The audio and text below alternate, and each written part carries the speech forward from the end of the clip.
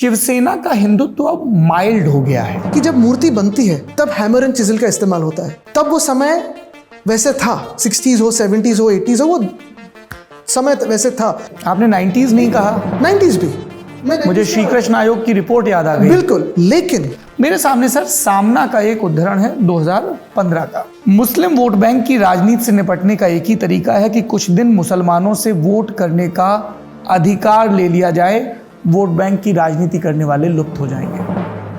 अगर इसमें आप पढ़े तो इसमें ज्यादा स्ट्रेस किस पे है? वोट बैंक की राजनीति करने वाले। पर सॉल्यूशन क्या सुझाया जा रहा है? तो आपको लगता है कि आज से 20 साल पहले हिंदू आत्मघाती दस्ते का विचार ठीक था जो आपके दादाजी ने दिया था? देखिए, जब धर्म पे कोई आता है, धर्म संकट आता है, तो हमारे धर्म के लिए हमें खड़ा रहना भी पड़ेगा। और हम गर्व से कहते हैं हम हिंदू हैं। He gave a call for Hindu suicide bomber squad in response to Islamist suicide bombers. मैंने ये सीख ली है कि बात फ्यूचर की होनी चाहिए। झगड़ रहे हो तो फ्यूचर पे झगड़ो। पिछले जो कुछ हुआ जिस पे हमारा कोई कंट्रोल नहीं था, उस पे क्यों झगड़ रहे? वही बात भाजपा और शिवसेना के लोग भी अपने अपने तर्कों के साथ कह रहे हैं कि झगड़ा फ्यूचर का था जो शुरू 2014 में हुआ था। क्या आप देवेंद्र फडणवीस को जेल में डालना चाहते थे? मेरे पास खाता तो नहीं था। आपके पिताजी मुख्यमंत्री थे। क्या हुआ था रेंसा होटल में विधान परिषद के चुनाव को लेकर? क्या था झगड़ा आपके एकनाथ शिंदे और संजय राउत के बीच? बाजू में बैठाए मेरे उनको और पूछे क्या झगड़ा था। एकनाथ शिंदे कैंप का ये कहना है कि वो उस दिन से ही असहज थे जिस दिन उद्धव ठाकरे ने ये फैसला किया कि हम चुनाव के पहले जिस बीजेपी के साथ थे उसके साथ सरकार नहीं बनाएंगे, कांग्रेस और एनसीपी के साथ बनाएंगे। या उन्होंने ये भी कहा था कि हमें अजीत दादा फंड नहीं देते थे इसलिए हम भाग गए। अभी उनकी सरकार में फाइनेंस मिनिस्टर कौन है? अजीत दादा तो है। जब आदित्य ठाकरे ने 2019 में वर्ली से विधानसभा चुनाव लड़ने का फैसला किया, तब क्या आप अपने चाचा राज ठाकरे से मिलने गए थे? नहीं। इस तरह की खबरें चली कि आपने मनसे प्रमुख से समर्थन मांगा और उन्होंने कैंडिडेट नहीं दिया। राहुल गांधी दोस्त हैं आपके? कह सकते हैं। वो अदानी के साथ अंबानी भी बोलते हैं, लेकिन कहा जाता है कि उद्धव ठाकरे का परिवार मुकेश अंबानी का अच्छा मित्र है, इसलिए वो अडानी पे टारगेट करते हैं, अंबानी पे नहीं। बताता हूं, दोनों से हमारी दोस्ती है। अंबानी परिवार ने जो किया है, देश का सर्वोत्तम कन्वेंशन सेंटर बनाया, सबसे अच्छी स्कूल देश में की यहाँ बीकेसी में बनाई है। तो ठाकरे परिवार ने अंबानी को चुना, अडानी को नहीं। आपकी पार्टी के पुराने नेता, नाम है नारायण राणे, और वो कह रहे हैं कि जेल तो आदित्य ठाकरे जाएंगे दिशा सालियान के केस में। जैसे मनसे पे मैंने बात करता हूँ, इन पे भी बात नहीं करता क्योंकि कुछ गंदगी में मुझे जाना भी नहीं। आर यू टेलिंग मी कि 2005 में विदेश से लौट के इस्तीफा सौंपने और उसी शाम उनको तो निकाल दिया साहब ठाकरे के द्वारा उनको निकाले जाने के ऐलान और फिर उनका सिंधुदुर्ग का दौरा, क्या उसके पहले नारायण राणे ऐसे नहीं थे जैसा आप दावा कर रहे हैं? शायद होंगे भी। तब आपकी पार्टी को सूट कर रहा था उनका व्यक्तित्व? शायद तब थे, लेकिन हमारी गलती हुई। जैसे ये 40 गद्दारों को देखने में गलती हुई। वर्ली में आपके राजनीतिक प्रतिद्वंदी एकनाथ शिंदे वाली शिवसेना के कैंडिडेट और आपके दोस्त मिलिंद देवड़ा याद आ अभी गए। लगभग 5 या 6 मेरे दोस्त ऐसे जिक्र किया है। तो वो सब लोग इतने फॉन्डली इंटरव्यूज में आपका जिक्र करते हैं, तो क्या वो उचित समझते हैं मुझसे आके लड़े? और क्या वो शिवसेना में आना चाहते थे पहले? देखिए, मैं कभी भी, अब ये इतना लंबा पॉज लेंगे आप? ये लिटरेचर में से हैवी पॉज कहते हैं जी। कभी कोई भविष्य में संभावना कि शिवसेना और भाजपा फिर से एक हो जाएं? नहीं, उनसे पूछे कि वो नकली संतान से बात कर सकेंगे। कभी ना कभी आपको दोस्तों की जरूरत पड़ेगी, आज नहीं है तो कल पड़ेगी। नीतीश कुमार जी कभी एनडीए में अलाइन होते, कभी इंडिया में अलाइन होते। मैंने सुना जल्दी वापस आने वाले इंडिया में। अच्छा, क्यों इतनी परफॉर्मेंस डिप की 5 साल में शिवसेना की? सबने कहा कि शिवसेना का स्ट्राइक रेट अच्छा नहीं रहा। नहीं, भाजपा के चेहरे लगाए हमने, शायद यही गलती थी। लेकिन वो लोग जो थे वो बहुत अलग थे। अरुण जी, सुषमा जी, राजनाथ जी भी आज भी बहुत करीबी है। ऐसा कुछ ना बोल दें कि उनके लिए मुश्किलें बढ़ जाएं भाजपा में। अभी ये आप कितना काटोगे, कितना दिखाओगे? हम कुछ नहीं काटते हैं भाई साहब।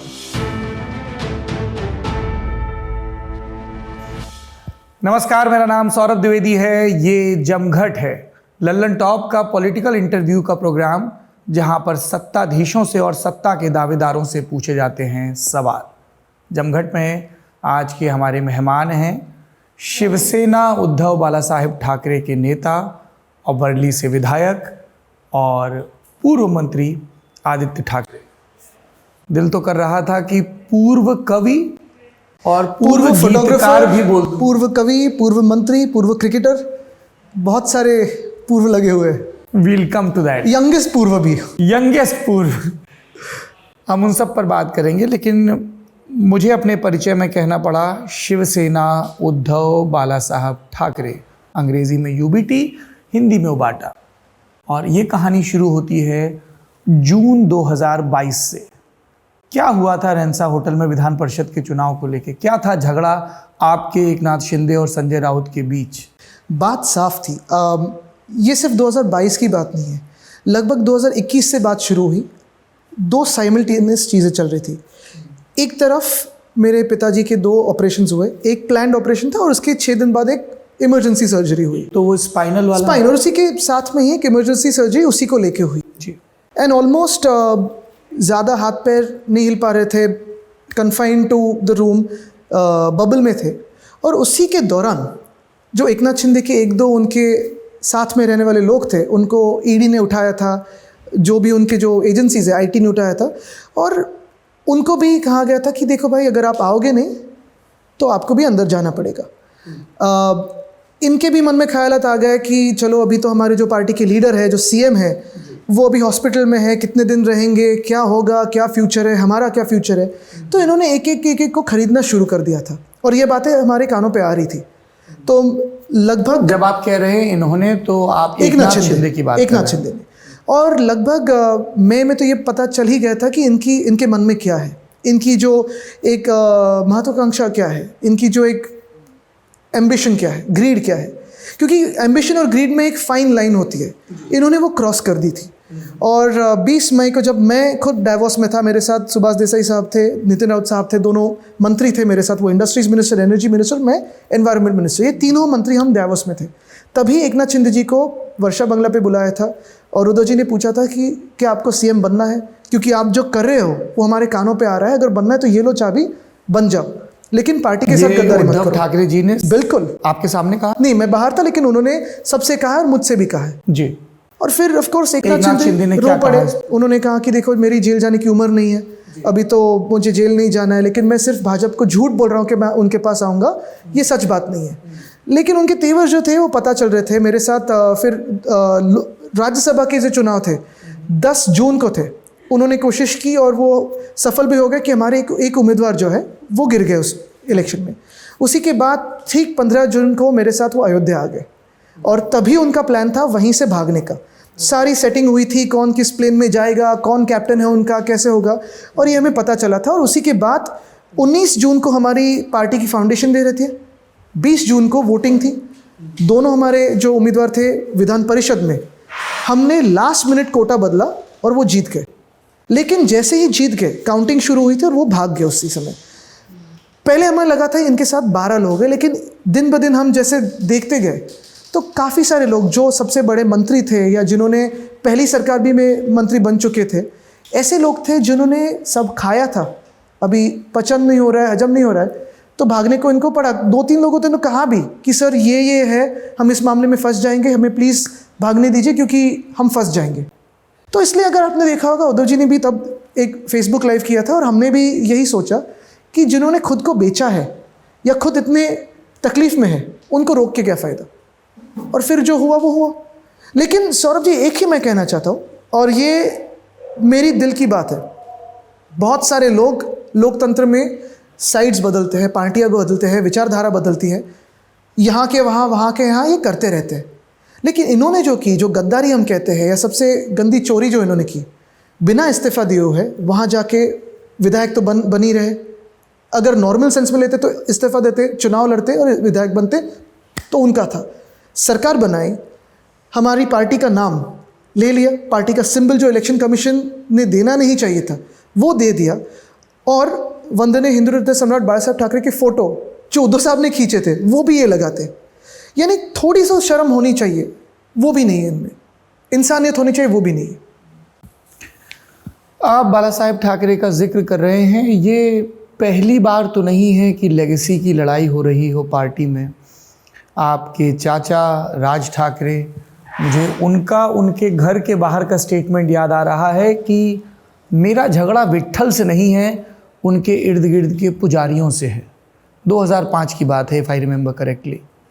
तो ये लेगेसी को नहीं, देखिए, लेगेसी के बारे में ये बातें हो सकती है, चैलेंज हो सकती है, ये सारी चीज़ें तो होती रहती है, लेकिन कौन से हिसाब से आप, चलो मैं पार्टी का नाम और चिन्ह के बारे में भी एक बार नहीं सोचता हूँ। लेकिन कौन से धारा के हिसाब से या कौन से सेक्शन में संविधान में लिखा है कि आप बिना इस्तीफा दिए हुए पार्टी पलट सकते हो? जो इलेक्शन तर्क है कि विधायकों का बहुमत उनके साथ है और वो दावा कर रहे हैं कि वो असली शिवसेना है। बहुमत पे सरकारें बनती है। पार्टीज जो होती है पार्टी के कॉन्स्टिट्यूशन के हिसाब से चलती है, पार्टी प्रेसिडेंट के हिसाब से चलती है, इसलिए तो पार्टी का प्रेसिडेंट चुना जाता है या चुनी जाती है। और अगर आपने देखा होगा तो 2019 में या 2018 में हमारा जो पार्टी का एक एनुअल डे होता है वो जब हुआ और 5 साल में जब हम प्रेसिडेंट को इलेक्ट करते हैं, तब जिनको नेता बनाया, जिनको जो भी पद मिले हैं, वो उसी दिन तो हुआ ना। सारे तो ये दस्तावेज जो है, सीडीबी जो है, वो इलेक्शन कमीशन के पास है। तो ये इलेक्शन कमीशन कौन बनता है निर्णय लेने के लिए कि ये पार्टी इनकी नहीं इनकी हुई? मैं ये भी मान सकता हूँ कि इलेक्शन कमीशन कहे आपसे चलो इस्तीफा दीजिए, चुनाव लड़िए, अगर आप जीत गए तो आप राजा बन गए, नो प्रॉब्लम। लेकिन पार्टी जो दी उनको, ये कैसे दी? ये सरकार बनी कैसे? आज ये प्रेसिडेंट अगर हमारे देश में बन चुका है तो किसी भी राज्य में ऐसे किसी को भी तोड़ के आप सरकार बनाओगे? ऐसे कैसे हो सकता है? ये सवाल आदित्य जी शुरू हुआ था रेनेसा होटल में, वहां पे क्या बहस हुई थी आपकी और एक कुछ नहीं बहस हुई, यही तो बात कह रहा हूं मैं। बहस थी नॉट नहीं। एग्रीइंग फॉर भाई जगताप? कहां से? ये बहस थी ही नहीं। शिवसेना के अतिरिक्त वो नहीं सौरभ जी, की चलो तरफ क्यों जा आज रहे भी मैं हैं? आपको कहता हूं, बाजू में बिठाए मेरे उनको और पूछे क्या झगड़ा था, क्या हमने कम किया। इनफैक्ट वो जब भाग के गए तब सूरत से उन्होंने फोन किया था और रो पड़े थे फोन पे कि अभी मैं पीछे हट जाऊंगा तो ये मुझे मार देंगे, मुझे खत्म कर देंगे। उद्धव जी को फोन किया था, वो रो पड़े थे फोन पे। तो झगड़ा था ही नहीं। ये पिंपरी चिंचवाड़ की रैली में आपने कौन से रोने का जिक्र किया? अब तो मुझे वर्षा बंगला के रोने का जिक्र किया। वो तो बहुत बार रो चुके हैं, इस बंगले में 2-3 बार रो चुके हैं कि कोऑप्ट, जो एक नगर सेवक पद होता है, कोऑप्ट करके, जो चुन के नहीं आते इनको कोऑप्ट किया जाता है पार्टी में। उल्लासनगर में किसी को करना था तो उस पर भी रो पड़े थे। रोए बहुत बार है, ड्रामा बहुत बार किया उन्होंने। लेकिन ये जो उन्होंने हरकत की वो इतनी गंदी थी कि अपने पार्टी चीफ को ठीक नहीं है, सर्जरी हुई है, अभी बाहर आएंगे कि नहीं हॉस्पिटल से पता नहीं, तो अपना फ्यूचर हम माप लेते, खुद को जेल में जाना नहीं तो इनकी सरकार गिरा देते। चलो गिराओ सरकार, निकल जाओ, लेकिन पार्टी को क्यों छीन के लेके जा रहे हैं? एकनाथ शिंदे कैंप का ये कहना है कि वो उस दिन से ही असहज थे जिस दिन उद्धव ठाकरे ने ये फैसला किया कि हम चुनाव के पहले जिस बीजेपी के साथ थे उसके साथ सरकार नहीं बनाएंगे, बल्कि आइडियोलॉजिकली दूसरे खेमे पर स्थित कांग्रेस और एनसीपी के साथ बनाएंगे। क्या एकनाथ शिंदे मुझे लगता है एक तो बात ऐसी है कि वो 2010 में भी एक ऐसा समय था तब वो कांग्रेस ज्वाइन करना चाहते थे लेकिन नहीं गए। फिर बाद में भी जब हमने कांग्रेस के साथ और राष्ट्रवादी कांग्रेस के साथ जो सारे 2010 में एकनाथ शिंदे कांग्रेस ज्वाइन करना किस्सा है, वो भी नहीं कहेंगे लेकिन था, चलो उस पर भी बात नहीं करता, मैं जिक्र नहीं करता। लेकिन अगर उनको ये सही नहीं लग रहा था तो फिर 2.5 साल नगर विकास मंत्री थे, डिपार्टमेंट लेके बैठे थे अर्बन डेवलपमेंट। सौरभ जी, अब इस डिपार्टमेंट का अभ्यास कीजिए महाराष्ट्र में। पिछले कई सालों से, जब से महाराष्ट्र राज्य गठित हुआ है, स्थापन हुआ है, तब से लेके अभी तक किसी भी चीफ मिनिस्टर ने ये खाता, ये डिपार्टमेंट किसी दूसरे आदमी को नहीं दिया था। उद्धव साहब ने वो उनको दिया था, बिना पूछे, कुछ फाइल बिना देखे वो पास कर देते, इन पे विश्वास रखा था। तो ये सारी चीज़ें होने के अलावा जो आपने मजा मस्ती की हमारी सरकार में, वो तो की। उसके बाद आपकी जब चोरी पकड़ी गई तब आपको भागने लगा और आप अब हमारी आइडियोलॉजी पे आते हो। तो 2.5 साल में क्यों नहीं भागे आप? 2.5 साल में क्यों मंत्री पद स्वीकारा था? क्यों नहीं मंत्री पद का इस्तीफा दिया? क्यों नहीं तभी कहा कि नहीं उद्धव साहब जाना ही नहीं चाहिए, भले हम बिना मंत्री पद के रहे? और जिस इंसानों का वो जिक्र करते हैं, व्यक्तियों का जिक्र करते हैं एकनाथ शिंदे जी की मैं इनके साथ नहीं बैठ सकता था, उनके साथ बैठ नहीं सकता था, वो पहले एक थे नवाब मलिक जी, कहते थे दाऊद के आदमी के साथ मैं नहीं बैठ सकता, उनके बाजू में मैं कैसा बैठूं? कौन बैठा उनके साथ? एकनाथ शिंदे जी बैठे, उनके अलायंस के ऑफिशियल अभी कैंडिडेट है। प्रफुल्ल पटेल जी के साथ मैं नहीं बैठ सकता, इकबाल मिर्ची, ये वो, कौन बैठे उनके साथ? एकनाथ शिंदे ही बैठे। छगन भुजबल जी के साथ मैं नहीं बैठ सकता, बड़े साहब को उन्होंने अरेस्ट करने की कोशिश की थी, कौन बैठे उनके साथ? वही तो बैठे। तो फिर ये जो पूरा ड्रामा उन्होंने किया आइडियोलॉजी का या कांग्रेस के साथ जाने का वगैरह, या उन्होंने ये भी कहा था कि हमें अजीत दादा फंड नहीं देते थे इसलिए हम भाग गए। अभी उनकी सरकार में फाइनेंस मिनिस्टर कौन है? अजीत दादा तो है। ये हर एक बात उनका जो झूठ में झूठ वो ये भी कहते हैं कि उन्हें घंटों इंतजार कराया जाता, बेइज्जत कराया जाता था और आखिरी में कह दिया जाता था कि साहिब तो नहीं मिलेंगे, आदित्य से बात कर लीजिए। पहली बात यह है कि अगर किसी की कोई काम की वजह से मीटिंग चल रही हो, ये तो ऐसे भी चल के अंदर आते थे, इतने सीनियर मिनिस्टर थे और इतने करीबी भी थे हमारे, दूसरी बात, वो हमारे घर में कभी भी आ सकते थे, जा सकते थे। लेकिन अगर सीएम की कोई मीटिंग चल रही हो, जैसे इनकी मीटिंग चलती है, आप चाहे कोशिश कीजिए, काफ़ी सारे लोग हैं जो इनको 3-3, 4-4 घंटे ये बिठा के रखते हैं। और आज अगर दिल्ली में बुलाते हैं, हर एक चीज़ के लिए दिल्ली में बुलाते हैं, तो इनकी बेइज्जती नहीं होती है। ये तो स्लेवरी जैसे जाते हैं दिल्ली में, हर बार बुलाए तो जाते हैं, झुकते और आते हैं। ये कौन सी बात हुई? ये घमंड क्यों है? ये ईगो क्यों है? अगर मैं किसी को मिलने जा रहा हूँ, कोई बिजी है, तो मैं रुक जाऊंगा। काम जितना मेरा है उनका भी है। आपने कहा आदित्य एकनाथ शिंदे पर बात करते हुए कि उन्हें जेल जाने का डर है और वो रोए। एक और मंत्री रहे हैं आपकी पार्टी के पुराने नेता, जिन्हें आप लोगों ने मुख्यमंत्री भी बनाया था, नाम है नारायण राणे, और वो कह रहे हैं कि जेल तो आदित्य ठाकरे जाएंगे दिशा सालियान के केस में। सौरभ जी, उनको अगर उनके इतिहास देखें 20 साल से, जैसे मनसे पे मैंने बात करता हूँ, इन पे भी बात नहीं करता, क्योंकि कुछ गंदगी में मुझे जाना भी नहीं है। उनके अगर बात करने का तरीका देखे, तेवर देखे, वो जिस तरह से, मुझसे छोड़ो किसी पुलिस वाले से बात करते हैं, किसी आम नागरिक से बात करते हैं, किसी से भी बात करते हैं, जिस पार्टी को छोड़ा है उस पार्टी को इतनी गंदी गालियाँ दी, और हमें गाली गलौज करने के लिए, हम पर गाली गलौज करने के लिए उनको तो पगार मिलता है मुझे लगता है। तो 20 साल से वो कोशिश करते हैं कि हमें कुछ गंदगी में खींचे, उनके लेवल पे लाए, उनको अपनी राजनीति उनके साथ रहे।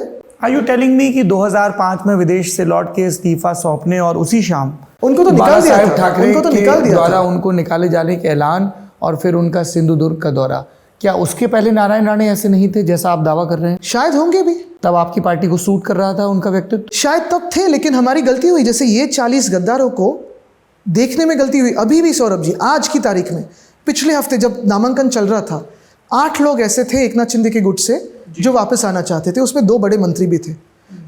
अभी शायद वो चुनाव भी लड़ रहे, लेकिन उन्होंने कहा था कि साहब से पूछिए, हम यहाँ बंद का ऐलान करेंगे, हम यहाँ बगावत करेंगे, माफ़ी मांगेंगे और आएंगे। हमने कहा देखो भाई, आप हम में थे, हमारे साथ थे, ठीक थे, उनके साथ गए, आपके जो कैरेक्टर है हमने देखे हैं, भले हम जीते या हारे वो सीट पे, लेकिन हम आपको वापस नहीं ले सकते। क्योंकि कभी कभी ये जो लोग हैं, जैसे आपने 1-2 नामों का जो जिक्र किया, मैं कभी भी मेरे ज़िंदगी में नहीं जिक्र करता, इनसे उलझने में भी मुझे गंदगी लगती है। अपना टाइम मैं इस पर वेस्ट नहीं करता, क्योंकि इस देश में अगर सबसे ज़्यादा टाइम वेस्ट किसी का हो रहा है तो पॉलिटिशियंस का हो रहा है, एक दूसरे पे आरोप करने में। कोई फ्यूचर के बारे में नहीं कह रहे। एक गहरी चिढ़ है ठाकरे परिवार को राणे परिवार से। हमारे मन में तो कुछ नहीं है। हमने अगर आप घरों के बाहर घेरा डालने की धमकी, नहीं, आप अगर हमारे सारे स्टेटमेंट्स उनके बारे में या मनसे के बारे में देखें, तो आपको एक भी ना जहरीला स्टेटमेंट, ना गंदा स्टेटमेंट, ना कोई स्टेटमेंट ही मिलेगा, ना मेरे पिताजी की तरफ से, ना मुझसे, ना हमारे फैमिली की तरफ। आप थोड़ी देर पहले सुभाष देसाई का जिक्र कर रहे थे। नारायण राणे जब पार्टी छोड़ के गए थे तो उनको ही कोसते हुए गए थे। अभी वही होता है ना, विठल भगवान तो हमारा, लेकिन आजू बाजू के हमारे नहीं होते। जैसे इस बार इनकी पहली ट्यून क्या थी? उद्धव जी तो हमारे भगवान जैसे, उन पे प्यार है, लेकिन आदित्य खराब है। चलो मैं खराब हूँ, नो प्रॉब्लम, लेकिन आप क्यों भाग के गए? आपने कहा आप मनसे पर बात नहीं करते हैं। जब आदित्य ठाकरे ने, ठाकरे परिवार के पहले व्यक्ति जो सफलतापूर्वक चुनाव को पार करते हैं, 2019 में वर्ली से विधानसभा चुनाव लड़ने का फैसला किया, तब क्या आप अपने चाचा राज ठाकरे से मिलने गए थे? नहीं। इस तरह की खबरें चली कि आपने मनसे प्रमुख से समर्थन मांगा और उन्होंने कैंडिडेट नहीं दिया। नहीं, देखिए, समर्थन मांगना ना मांगना, हम कभी बैकडोर पॉलिटिक्स नहीं करते। अगर होता तो उसका जिक्र करते, जाहिर सी बात करते। जब भी उद्धव जी और उनके बीच बात होती है तब पब्लिक में आ जाती है, किसी के भी साथ। क्योंकि पिछले हफ्तों में, क्योंकि शायद आपका अगला क्वेश्चन ये भी होगा कि क्या देवेंद्र जी यहाँ छुप के आए होंगे, क्योंकि ये बात पिछले हफ्ते में बहुत चली थी, पिछले महीने में तो बहुत ही चली थी कि अपने वेश बदल के आए थे, टोपी पहन के आए थे, गॉगल पहन के आए थे। ऐसे कुछ नहीं था। हम जो भी करते वो दिन दहाड़े करते हैं, साफ बात करते हैं। 2019 में उन्होंने तय किया था किसी को सामने रखना नहीं है, वो हमने जाहिर बात थी, थैंक यू कहा, ओपन नहीं कहा। लेकिन इस समय का जो इलेक्शन है वो काफ़ी अलग है। तभी भी ये कौटुंबिक इलेक्शन नहीं था, नहीं पारिवारिक इलेक्शन था, अभी भी पारिवारिक नहीं है। ये बात प्रिंसिपल्स की है, मॉरल्स की है। लोग कह रहे हैं कि जिस तरह से विद इन फैमिली एक पॉलिटिकल कर्टसी एक्सटेंड की गई, जो कि पहले भी की जाती रही है। नहीं सौरभ जी, तो कर्टसी के बारे में, शिवसेना अगर शरद पवार की बेटी चुनाव लड़ती है, सुप्रिया सुले, तो बाल साहब ठाकरे ने साफ कहा था कि भाई ये बच्ची का मामला है। पंकजा ताई जब लड़ी थी, हमने भी विड्रॉ किया था। लोग ये पूछ रहे हैं कि अब जब माहिम से आपके भाई अमित ठाकरे चुनाव लड़ रहे हैं, तब आपने कैंडिडेट क्यों दिया? हमने इसलिए दिया, 2-3 कारण है इसमें। पहली बात तो अगर कर्टसी की बात करें तो उनने ठीक है 2019 में मेरे सामने उम्मीदवार नहीं रखा था, लेकिन फिर एक बार कहता हूँ मैं 2005 से लेके 24 तक 20 साल का जो काल है उसमें उन्होंने हो या उनके आजू बाजू के लोग हो, इर्द गिर्द के लोग हो, उन्होंने जो हम पे स्टेटमेंट्स किए हैं, पर्सनल स्टेटमेंट्स किए हैं, हमारे दादाजी को हमने खाने को क्या दिया, फिर ये सारी जो बातें उन्होंने की है, कभी मेरे पिताजी की हेल्थ के बारे में कहा है, ये कभी हमने उन पे कभी नहीं कहा, क्योंकि हम मर्यादा का पालन करते हैं। और यही हमारी सबसे बड़ी कर्तसी है कि हम उन पे कभी भी नहीं कहेंगे, कुछ भी वो कहें हम पे, हम नहीं कहेंगे, क्योंकि ये घर के संस्कार है कि एक फैमिली है, उस पर बात नहीं करनी है। लेकिन जब राजनीति की बात आती है, ये चुनाव जो है ये सबसे महत्वपूर्ण चुनाव है, क्योंकि ये चुनाव तय करेगा महाराष्ट्र किस दिशा में जाएगा। महाराष्ट्र का नाम अदानी राष्ट्र होगा या महाराष्ट्र रहेगा। उन्होंने तो साफ बात कही, मनसे ने तो साफ बात कही कि जो अनकंडीशनल सपोर्ट, बिन शर्त पाठिंबा लोकसभा के दौरान दिया था, मोदी साहब को दिया था, और अभी भी उन्होंने जो कहा है कि देवेंद्र फडणवीस जी या बीजेपी का सीएम बनेगा मनसे के सपोर्ट के आधार पे, यही बात होती है कि बीजेपी आज जो हमारे राष्ट्र में और राज्य में करना चाहती है, तोड़ो और जीतो, यही करना चाहती है। आज देखिए राज्य में, हमारे महाराष्ट्र में पिछले 2 साल में, 2.5 साल में जो भी बातें हुए हैं, सामाजिक संतुलन जो है झगड़ा लगाने की कोशिश करते हैं, फिर हिंदू मुस्लिम में हो, मराठा नॉन मराठा में हो, ओबीसी नॉन ओबीसी में हो, ये तो बातें है ही। हाउसिंग सोसाइटी को भी नहीं छोड़ती है, ना परिवार को छोड़ती है। लेकिन दूसरी चीज़ ये है, और जिस बात का मुझे गुस्सा आता है, बहुत सारे युवाओं को गुस्सा आता है, कि हमारी जो जॉब की अपॉर्चुनिटीज़ थी, रोज़गार जो यहाँ आने वाला था, वो सारा का सारा वो फोर्सफुली लेके गए गुजरात। क्या मनसे के कार्यकर्ता इस बात को सपोर्ट करेंगे? इससे सहमत है?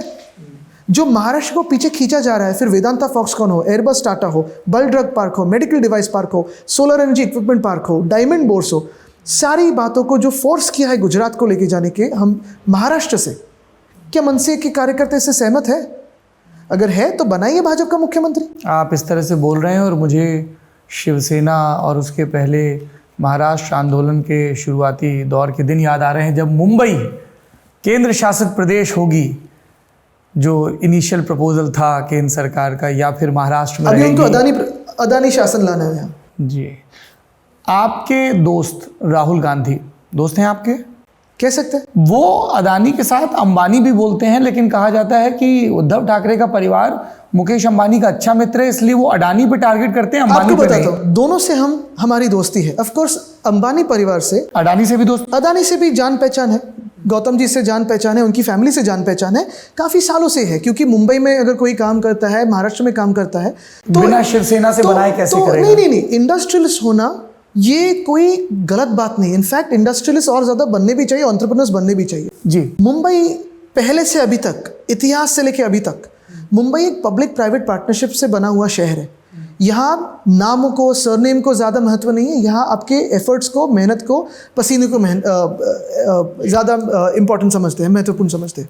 लेकिन दोनों में फ़र्क यही है, या अभी ऐसे हुआ है, अंबानी परिवार जो है, हमारी तीसरी पीढ़ी अभी उन्हें परिवार समझती है, और वो भी हमें परिवार समझते हैं।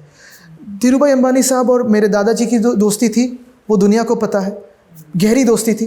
फिर मुकेश जी और जो पिताजी है मेरे, उनकी दोस्ती, कॉल है मुकेश अंकल, नहीं फॉर्मल ये इसमें जी, जो हमारी तीसरी पीढ़ी की दोस्ती है, एक स्कूल में थे, ये सारी दोस्ती तो है। लेकिन हमने जब भी दोस्ती और परिवार का नाता निभाया है, हमने सिर्फ ये भी देखा है कि कहीं हमारे राज्य को नुकसान नहीं होना चाहिए। अभी दोनों में फ़र्क यही हम जानते हैं, और यही हम अदानी जी से पे कहते हैं, उनके ग्रुप से कहते हैं कि मुंबई को लूटो मत। अगर मुंबई में आप कुछ करना चाहते हो और बड़ा बनना चाहते हो, दुनिया के सबसे बड़े या अमीर आदमी बनना चाहते हो, पूरे सहमत है, हम पूरा बैकअप देंगे। अंबानी परिवार ने जो किया है, जामनगर में प्लांट है, देश में हर राज्य में उनका कुछ ना कुछ है, एम्प्लॉयमेंट है। लेकिन मुंबई में अगर आप देखें, महाराष्ट्र में देखें, तो पाताल गंगा हो, या मुंबई में NMACC जैसे देश का सर्वोत्तम कन्वेंशन सेंटर बना है, सबसे अच्छी स्कूल देश में की यहाँ BKC में बनाई है। बहुत सारे जॉब अपॉर्चुनिटीज उन्होंने यहाँ मुंबई में, महाराष्ट्र में निर्माण किया है। ठाकरे परिवार ने अंबानी को चुना, अडानी को नहीं। तो यही हम कहना चाहते हैं कि वो कोई दुश्मन या दोस्त इसलिए नहीं कि इंडस्ट्रियलिस्ट है। आप महाराष्ट्र में क्या कर रहे हो?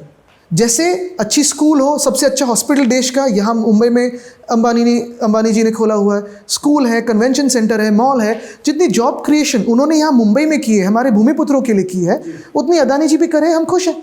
लेकिन आज जो झगड़ा है अदानी जी से, वो किस बात से हुआ? झगड़ा तो हुआ नहीं है, जो एक difference of Dharavi redevelopment project, Dharavi से जो अलग हो गई है, वो धारावी रीडेवलपमेंट प्रोजेक्ट से है। और ये इसीलिए उद्धव ठाकरे जी प्रेस कॉन्फ्रेंस में कहते हैं, मैं भी कहता हूँ, सत्ता में आते ही स्क्रैप कर देंगे। नहीं, मैं आपके पिताजी को इसलिए कोट कर रहा हूँ क्योंकि वो मुख्यमंत्री रहे हैं, बिल्कुल, पार्टी के मुखिया हैं, तो बिल्कुल घर के बड़े का कहाँ ज्यादा वजन रखेगा।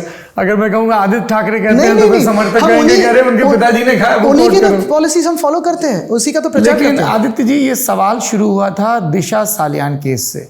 आपने हाई कोर्ट में एक पिटीशन दाखिल की थी, क्या स्टेटस है सर? मुझे पता नहीं, मैं उसमें जाता भी नहीं हूँ, लेकिन एक ही बात है, मैंने कहा एक राजनेता पर इतने गंभीर इल्ज़ाम दूसरे राजनेता लगा रहा है तो पब्लिक बहुत सारी बातें करती है, और बातों का सबसे अच्छा अंत हमारे मामले में ये है कि जिससे जुड़ी बात है उससे सीधे पूछ लिया जाए। मैं आपको यही क्या बात आप दिशा सालियान को जानते मैं थे? आपको यही बात कहता हूँ, साफ बात कहता हूँ जी, कि ये गंदगी जो है बीजेपी ने क्यों फैलाई? क्योंकि वो हमारी सरकार को नीचे खींचना चाहती थी। फिर वो शायद वो पालघर का मामला हो, या मुझे खींचने की बात हो, या फिर किसी को अंदर डालने की बात हो, जिसको बीजेपी डरती है, उन्होंने एसआईटी बनाई है, बनाने दीजिए ना। दिसंबर मैंने तो यही 2023 में कहा जिसकी है। रिपोर्ट आप का देखिए, इंतजार है। अगर मैं एकनाथ शिंदे जैसे डरता तो मैं उनके साथ नहीं लड़ता।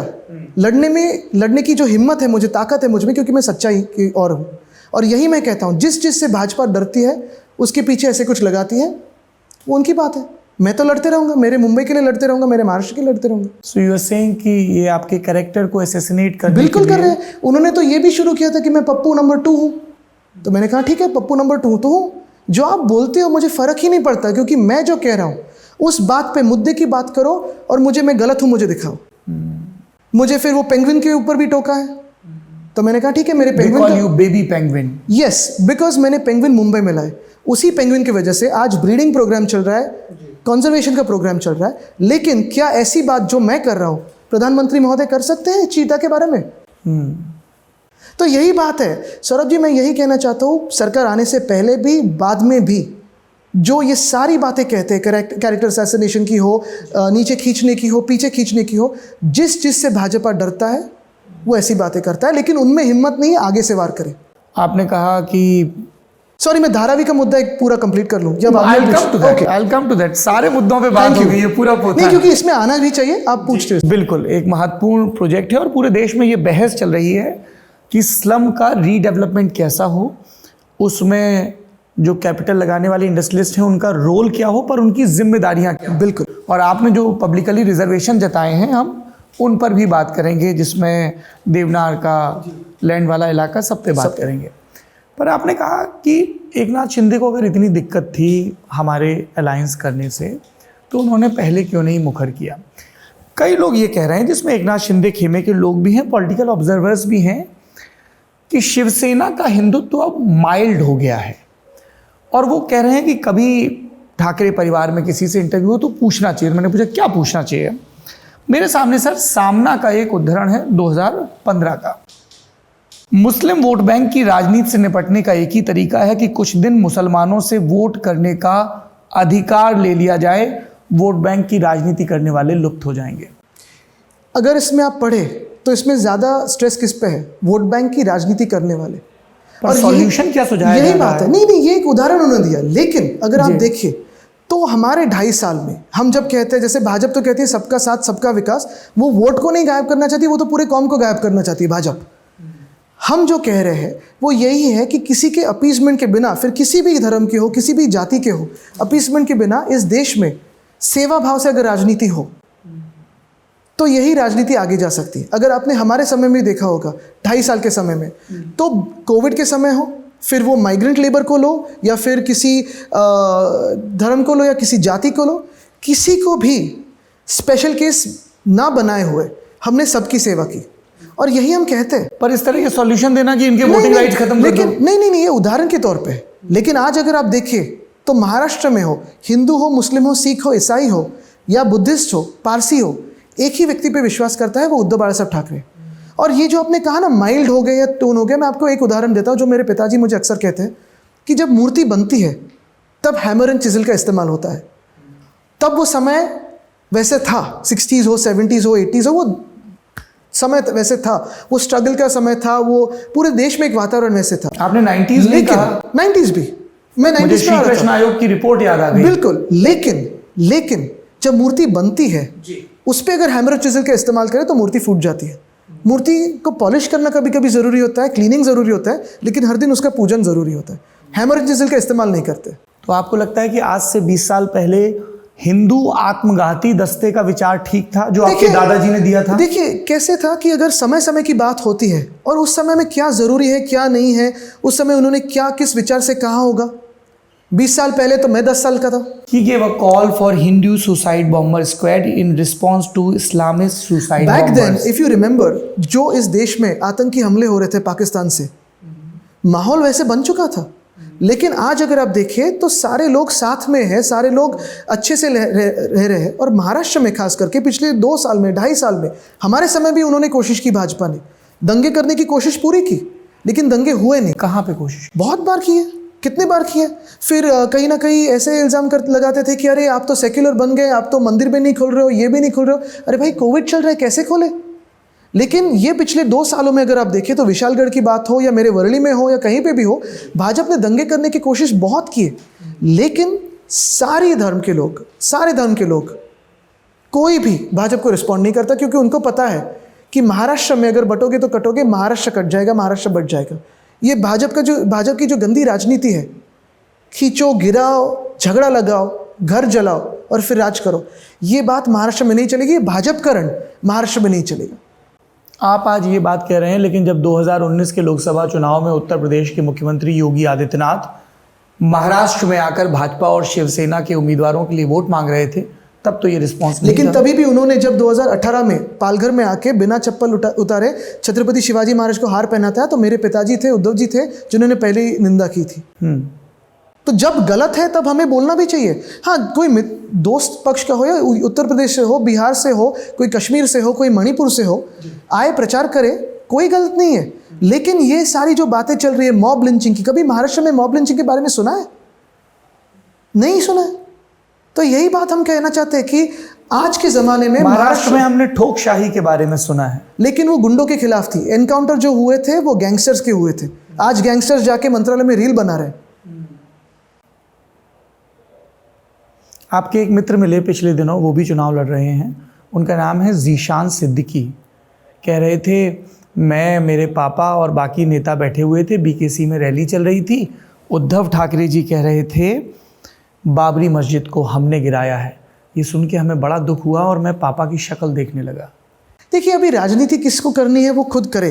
हाँ, बाबरी के बारे में अगर बात हो तो वो हुआ था और तब हुआ था। राम मंदिर के लिए भी हम गए थे, लेकिन जब यहाँ CA NRC की बात आई या यहाँ दंगों की बात आई, तो पहले रक्षण में कौन खड़ा था? सबको एक साथ करने में कौन खड़ा था? जब हम सेवा कर रहे थे लोगों की, तब कौन खड़ा रहा है? और पिछले 25 सालों में BMC की तरफ से, BMC के माध्यम से हमने सारे मुंबईकरों की सेवा की है। आप किसी भी धर्म के या किसी भी जाति के व्यक्ति से पूछे, मुंबईकर से पूछे, क्या शिवसेना ने आप में कोई डिफरेंस देखा है? कभी नहीं देखा है। जब धर्म पे कोई आता है, धर्म संकट आता है, तो हमारे धर्म के लिए हमें खड़ा रहना भी पड़ेगा। और हम गर्व से कहते हैं हम हिंदू हैं, लेकिन मेरा हिंदुत्व ये नहीं कहता है कि सिर्फ वो मुस्लिम है या सिख है या ईसाई है या किसी धर्म के तो उसका घर जाके जलाओ। मेरा हिंदुत्व ये कहता है कि हृदय में मेरे राम है, लेकिन जो मेरे सामने आएगा उसे काम तो दो हाथ को। आज इन्हीं बातों पे, यानी ये जो बात कर रहे हैं, इस बात को 30 साल हुए, 34 साल हुए। कितने साल हम इतिहास में जीते रहेंगे? मुझे इतिहास बहुत पसंद है, मैं अक्सर इतिहास के ही पन्नों से गुजरते रहता हूँ, मुझे हिस्ट्री बुक्स बहुत पसंद है। लेकिन मैंने ये सीख ली है कि बात फ्यूचर की होनी चाहिए। झगड़ रहे हो तो फ्यूचर पे झगड़ो, पिछले जो कुछ हुआ जिस पे हमारा कोई कंट्रोल नहीं था, उस पे क्यों झगड़ रहे? जो बात आप कह रहे हैं वही बात भाजपा और शिवसेना के लोग भी अपने अपने तर्कों के साथ कह रहे हैं कि झगड़ा फ्यूचर का था, जो शुरू 2014 में हुआ था कि कौन कितनी सीटों पर चुनाव लड़ेगा। ओम प्रकाश माथुर इतने कद्दावर नेता और शिवसेना से बात करने के लिए भेज दिया गया था आदित्य ठाकरे को, क्योंकि शिवसेना गंभीर ही नहीं थी कि गठबंधन बना अरे रहे। मैं अगर इतना उनको छोटा बच्चा लगता हूँ तो मेरे पीछे क्यों पड़े? फिर मुझसे क्यों डरते हैं? क्या हुआ था 2014 में? 2014 में बात साफ थी। 2014 में जो सीट शेयरिंग था वो पूरा तय हो गया था। क्या तय हुआ था? जो भी मुझे लगता है 145 ये जो भी आंकड़े हो तय हुए थे। हम तुलजापुर में थे, तुलजा भवानी के टेम्पल में थे, मंदिर में थे, दर्शन लिए माता के, और जैसे ही वहाँ से निकले तब अनिल देसाई साहब जो हमारे पार्टी सेक्रेटरी थे तब, अभी नेता बन गए हैं, उनका फ़ोन आया उद्धव जी को कि सर पूरी बातें हुई। विनोद तावड़े जी थे और कई सारे नेता थे तब भाजपा में, जो तब के नेता थे, आज तो कहीं दिखते भी नहीं। विनोद तावड़े जी थे, प्रकाश मेहता जी थे, काफ़ी सारे बड़े नेता थे जिनको, साहब का जिक्र छोड़ दिया। नहीं, मैं उस पे आ रहा हूँ। तो ये सारे जो बड़े नेता थे भाजपा के, उनको फडणवीस साहब ने दूर किया, किसने दूर किया हमें पता नहीं, लेकिन हम मंदिर से बाहर आ गए, फ़ोन आ गया कि चलो सब तय हो गया है। हमने भी कहा चलो अच्छा है, हम मुंबई आ रहे हैं, प्रेस कॉन्फ्रेंस करेंगे। जैसे ही मुंबई लैंड हुए, घर पे आए, तब खड़से साहब का फ़ोन आया उद्धव जी को और कहा कि उद्धव जी युति तो मुमकिन नहीं है। तो उद्धव जी ने पूछा कि क्यों मुमकिन नहीं, और ये खड़से साहब ने भी प्रेस कॉन्फ्रेंस लेके कहा है बाद में। उन्होंने कहा कि क्यों युति मुमकिन नहीं है, इतने सालों से तो करते आए हैं, कुछ आपको 1-2 सीट ऊपर नीचे करनी हो, 1-to-1 एक्सचेंज करनी हो, क्योंकि ये बीजेपी सेना में होते रहता था, तो वैसे करते। अगर आपको 1-2 सीट ज़्यादा लेनी है, हमें 1-2 सीट ज़्यादा लेनी है, आइए घर पे आज, नामांकन का जो लास्ट डे होता है नॉमिनेशन का, 2 दिन है और ख़त्म करते हैं मामला। नहीं अभी तो मुमकिन नहीं है, ऊपर से कॉल आ गया कि अब युति हो नहीं सकती। किससे कॉल आया भाई? कौन ऊपर से आपको कौन कर रहा है? ऊपर से कुछ टेलीपैथी हो रही है, कौन कर रहा है कॉल? नहीं आपको तो पता है हाईकमांड का कॉल है, अभी युति मुमकिन नहीं है। तो ठीक है, फिर हम 288 के लड़ाई में जूझ गए। तो अभी भी पंकजाताई मुंडे के सामने हमने हमारा उम्मीदवार नहीं दिया था, क्योंकि प्रमोद महाजन काका हो या मुंडे काका हो, ये तो हमारे बहुत करीबी थे, और मुंडे जी की अगर बेटी खड़ी रही तो हम ऑफकोर्स नहीं देते। लेकिन बात यही है कि तब भी हम हिंदू थे जब उन्होंने अलायंस तोड़ी, अभी भी हम हिंदू हैं, तभी भी हम हमारे साथ विश्वासघात किया। उसके बाद आके जाके जब उनकी सरकार बनी, पहली सरकार में तो हम 1.5 महीने के लिए ऑपोजिशन में थे, एकनाथ शिंदे जी ही को ही हमने लीडर ऑफ ऑपोजिशन बनाया था पूरे विश्वास के साथ। फिर जब दूसरा वहीं से तो उनको उम्मीद बन गई कि कभी शिवसेना सत्ता में आएगी तो वो मुख्यमंत्री बनेंगे, तो बोलना चाहिए था, क्या आयो कह दो। लेकिन अगर आपके खुद के पार्टी चीफ अगर मुख्यमंत्री बने तो दर्द की क्या बात है? जिन्होंने आपको आपका पहला टिकट दिया है, दर्द की क्या बात है? और यही बात थी फिर 2014 में लगभग नवंबर में, जब फडणवीस साहब के कैबिनेट का एक्सपेंशन होने जा रहा था, तभी भी अरुण जी का फ़ोन आया कि उद्धव जी, अरुण जेटली जी, अरे उद्धव भाई आ जाओ पार्टी में, गवर्नमेंट में, बाकी का मैं देख लूँगा। लेकिन वो लोग जो थे वो बहुत अलग थे। अरुण जी, सुषमा जी, राजनाथ जी, ऑफकोर्स हमारे अच्छे रिलेशंस तब भी थे, बहुत पसंद करते थे सुषमा स्वराज जी को। बिल्कुल, हम भी राजनाथ जी के लिए क्या कह रहे थे आप? आ जाओ, आजा कहते थे मैं। लेकिन नहीं, सुषमा जी अगर आप पूछे तो सुषमा जी हमारे भी बहुत करीब थी। हाँ, राजनाथ जी, मैंने सुना दादाजी को आप क्या कहते थे, इसलिए मैंने आजा कहा। राजनाथ जी भी आज भी बहुत करीबी है। बहुत सारे बीजेपी ऐसा कुछ ना बोल दें कि उनके लिए मुश्किलें बढ़ जाएं भाजपा में। अभी ये आप कितना काटोगे, कितना दिखाओगे? हम कुछ नहीं काटते हैं भाई साहब, ये एज इट इज जाएगा। तो फिर उनके सारे काम पे मैं विश्वास रख रहा हूँ, क्योंकि बीजेपी में पता नहीं किस पे बात चल जाए। तो राजनाथ जी अभी भी आपसे निरंतर संपर्क में हैं? नहीं गहरे संपर्क में नहीं, लेकिन हमारे मन में बहुत सारे रिस्पेक्ट है उनके बारे में, क्योंकि जब वो पार्टी के अध्यक्ष थे उन्होंने एक रिश्ता अच्छा निभाया था हमारे साथ। तो ये सारे जो पुराने बीजेपी के लोग हैं उनसे बहुत अच्छा रिश्ता था। आप ये कहना चाह रहे हैं कि अमित शाह पार्टी के अध्यक्ष बने तो रिश्ते खराब हो गए? उनसे भी रिश्ता था, मोदी साहब से भी रिश्ता था। लेकिन मुझे कहिए, अगर रिश्ता हो तो जैसे हमारी पार्टी को तोड़ा गया हमारे सबसे कठिन काल में, क्या ये उचित है? जो कह रहे हैं कि 2014 में उन्होंने जो प्लंज लिया वो उनको सूट किया। 122 सीटें उनको मिली 2014 के विधानसभा चुनाव में, आपको 63 सीटें मिली। वो एकदम से राज्य की पार्टी नंबर 1 लेकिन वो सिंगल मेजोरिटी में नहीं आ पाए। पर वो तो इसमें खुश है ना कि पहले तो उनको लड़ने को 144 मिल रही थी, तो चलिए अब ना, उनके विधायक चुन के 122 तो फिर अगर है ना ऐसी बात, तो 2024 में अकेले लड़ लेते। एकनाथ शिंदे को क्यों साथ में लिया है? अजीत दादा को क्यों साथ में लिया है? क्या जरूरत पड़ी आपको उनको लेने को?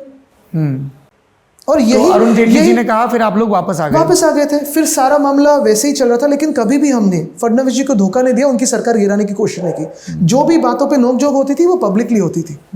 और 2019 में भी ये तय हुआ था, इसी घर में मेरे दादाजी के रूम में तय हो गया था, वो जो मंदिर हम मानते हैं उसे, कि आधे आधे लड़ेंगे और सीएम पोस्ट 2.5 years ये थोड़ा विस्तार से बता दीजिए, क्योंकि इसको लेके इतनी कहानियां सुन ली हैं कि बात हुई क्या थी। देवेंद्र फडणवीस जी का इंटरव्यू करते हैं तो वो बताते हैं कि इस तरह की कोई बात ही नहीं हुई थी। आप लोग कह रहे हैं कि इस तरह की बात, एग्जैक्टली क्या? नहीं, आप एक कीजिए ना, ये चैनल पे आप एक ट्रस्टवर्दीनेस का पोल लीजिए, पूरी भाजपा एक तरफ खड़ी कीजिए, दूसरी तरफ उद्धव बाला साहब ठाकरे को खड़े कीजिए, देखिए जनता किसको ट्रस्ट करती है। पर कमरे के अंदर क्या बात हुई थी? कमरे के अंदर यही बात कौन हुई कौन थी। था कमरे में? पहले तो भाजपा के अध्यक्ष और शिवसेना के अध्यक्ष थे, यानी अमित शाह साहब थे और उद्धव साहब थे, दोनों ही थे। फिर मुझे और देवेंद्र जी को बुलाया गया था और यही बात थी कि लोकसभा में हम ये नहीं चाहते थे कि आधा आधा, क्योंकि हमारे ये पहले से तय थी प्रिंसिपल कि भाजपा का ही प्रधानमंत्री बने। हम वहाँ जूनियर पार्टनर पहले से रहते आए और आज भी अगर लार्जर कॉन्टेक्स्ट में देखें तो नेशनल पार्टी ही किसी का प्रधानमंत्री बनेगी। लेकिन तभी 2019 में यह तय हुआ था कि हम 24 लड़ेंगे या 22 लड़ेंगे, वो 26 लड़ेंगे, ऐसे कुछ नंबर्स तय हुए थे। विधानसभा में हम हाफ एंड हाफ लड़ेंगे और हाफ एंड हाफ सीएम और डीसीएम पोस्ट का जो पावर शेयरिंग है वो अग्रीमेंट तय हुआ था। हमने ये भी कहा था उनसे कि अगर ज़रूरत पड़े, अगर आपको हम पे विश्वास नहीं है तो हम हमारा जो भी सीएम हो, अगर हमें पहली टर्म मिल जाए, पहले 2.5 साल मिल जाए, तो जो इस्तीफे का दिन है उसका रेजिग्नेशन बड़ा बोर्ड बना के मंत्रालय के बाहर लगा दे। अगर इतना बड़ा फैसला बंद कमरे में हुआ था मातोश्री आके में, बताया था ना उन्होंने ब्लू सी में, पब्लिकली ये अनाउंस बताया तो किया था, गया लेकिन कि 2.5 साल के मुख्यमंत्री नहीं पद नहीं का नहीं, देवेंद्र बंटवारा जी ने हो। कहा इसका शब्दांकन मैं करता हूँ। कहा ठीक है चलो आप पे विश्वास है, कर दीजिए। तो उन्होंने कहा पद आणि जबाबदारी समसमान वाटप होईल। पद के सीएम का ये पद नहीं है, जवाबदारी नहीं है। और आज अगर वो पालते, वो जो उन्होंने वादा किया था, अगर उसके हिसाब से जाते तो आज वो सीएम बनते। आज उनकी पोजीशन क्या है पार्टी में? और ये झगड़ा ना सीएम पोस्ट का है ना किसी का है, ये झगड़ा एक ही बात का है कि आप बार बार अगर विश्वासघात कर सकते हो तो ऐसे कैसे दोस्त बन सकते हो। इसी भाजपा के लिए हमने 25 साल किसी दूसरे राज्य में कभी ज़्यादा चुनाव लड़े नहीं, क्योंकि हमें उनके वोट नहीं काटने थे। इसी भाजपा के लिए हमने दिन रात एक करके भाजपा को भी हमारे साथ बढ़ाया था। अगर आप 95 से 99 देखें तो उनको भी इंपॉर्टेंट मिनिस्ट्रीज मिली थी। बीएमसी में भी हर बार वो 25 कभी थे, कभी 30 थे, हम 105 थे, तभी भी उनको डेप्यूटी मेयर दिया था, तभी भी सारे बड़े स्टैंडिंग कमेटीज जो भी थी। उनका ये कहना है कि 2014 की मोदी लहर में आपकी पार्टी रिवाइव हो गई, वरना मनसे का उभार था। हम जब अकेले लड़े, हम जब अकेले लड़े 2014 में अकेले लड़े थे, तब हमें 63 सीट्स मिली। मैं लोकसभा चुनाव नहीं, मैं विधानसभा के बारे में बात कर रहा हूँ। जब हम अकेले लड़े थे तब हमें 63 सीट्स मिली, भाजपा का कोई चेहरा नहीं लगाया था। जब उनके साथ लड़े तो 51-52 पे आ गए। क्यों इतनी परफॉर्मेंस डिप की 5 साल में शिवसेना की? क्योंकि भाजपा के कहा साथ कि शिवसेना का स्ट्राइक रेट अच्छा नहीं रहा। भाजपा के चेहरे लगाए हमने, शायद यही गलती थी।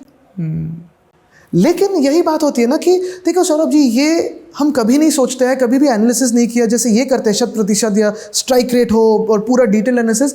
दोस्त है, दोस्ती निभाओ।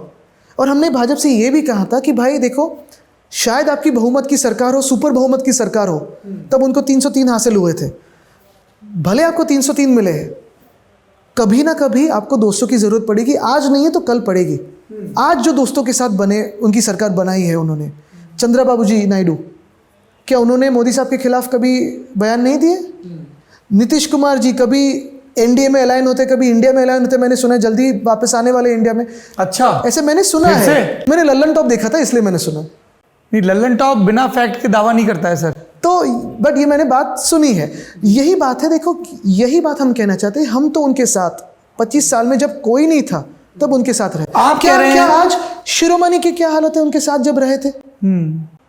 जो दोस्त थे उनको ही खत्म करके क्या मिलता है? जैसे खड़से साहब है। मैं आपको एक उदाहरण देता हूँ, सॉरी मैं आपको बताइए प्लीज। चलो हमारी तो बात अलग है, हम तो बाहर के बने, हम तो भाजपा के भी नहीं है। आज जो भाजपा के 5 मुख्य चेहरे हैं महाराष्ट्र में, कौन है वो? क्या आप नाम ले सकते हो? सारे के सारे 2019 के इंपोर्ट है। जो विनोद तावड़े जी है, प्रकाश मेहता जी है, राजपुरोहित जी है, गोपाल शेट्टी जी है, पंकजा ताई है, पूनम ताई है। ये सारे लोगों ने जिन्होंने भाजपा को बढ़ाया, युति को बढ़ाया, वो कहाँ है? किसने खत्म किया इनको? ये आप उनकी दुखती रगों पे हाथ रख रहे हैं। नहीं, ये दर्द हमारे दिल में भी है। पूनम को टिकट नहीं मिला, पंकजा जी एमएलसी बन के आ गई, विनोद तावड़े राष्ट्रीय राजनीति करने लगे। देखिए, लिस्ट पढ़ना और नाम जाहिर करना ये कोई राजनीति का पद नहीं है। हालांकि पूनम महाजन ने भी अपने इंटरव्यू में ये कहा कि ठाकरे परिवार के साथ मेरे अच्छे घर के संबंध रिश्ते है। हैं। और यही हम कहते खासतौर पे हैं आपकी माता जी का उन्होंने नाम है, लिया। क्योंकि यही तो हमारा भाजपा के साथ रिश्ता था, यही नाता था। आप कह रहे हैं दोस्ती का नाता तो था। पराये कब बन गए हम? जी, वाजपेयी साहब के परिवार से आज भी नाता है, अडवाणी साहब के साथ भी आज भी नाता है। तो हम दूर कब हट गए? किसने हमें धकेला? ये कभी वो चिंतन बैठक में सोचेंगे या नहीं? अमित शाह या देवेंद्र फडणवीस? ये हम कैसे पता करें? जिन्होंने युति तोड़ी है उनसे पूछे। ये सब खेल जो खेले हैं उन्होंने, क्या वो 5 साल विरोधी पक्ष के रूप में नहीं सहन कर सकते थे महाराष्ट्र में? पर उनका कहना था पार्टी कि जनादेश आपको और जिस उनको पार्टी मिला। ने आपके सबसे कठिन काल में आपको ताकत दी, उस पार्टी को क्या आप सरकार में नहीं देख सकते थे, भले किसी के साथ हो? आदित्य जी, आपने दोस्ती की बात कही। मेरे सामने 30 दिसंबर 2022 का विधान परिषद का एक बयान है, पढ़ देता हूं आपके दोस्त का। पिछली सरकार बदले की भावना से काम कर रही थी। इन्होंने पूर्व डीजीपी, जो बाद में मुंबई के पुलिस कमिश्नर भी बने, उन्हें ये जिम्मेदारी दी कि वे मुझे किसी भी तरह से केस में फंसाकर जेल में डाल दें। बोलने वाले का नाम देवेंद्र फडणवीस। देखिए, क्या आप देवेंद्र फडणवीस को जेल में डालना मेरे पास चाहते खाता थे? तो नहीं था, मेरे पास ना होम डिपार्टमेंट था।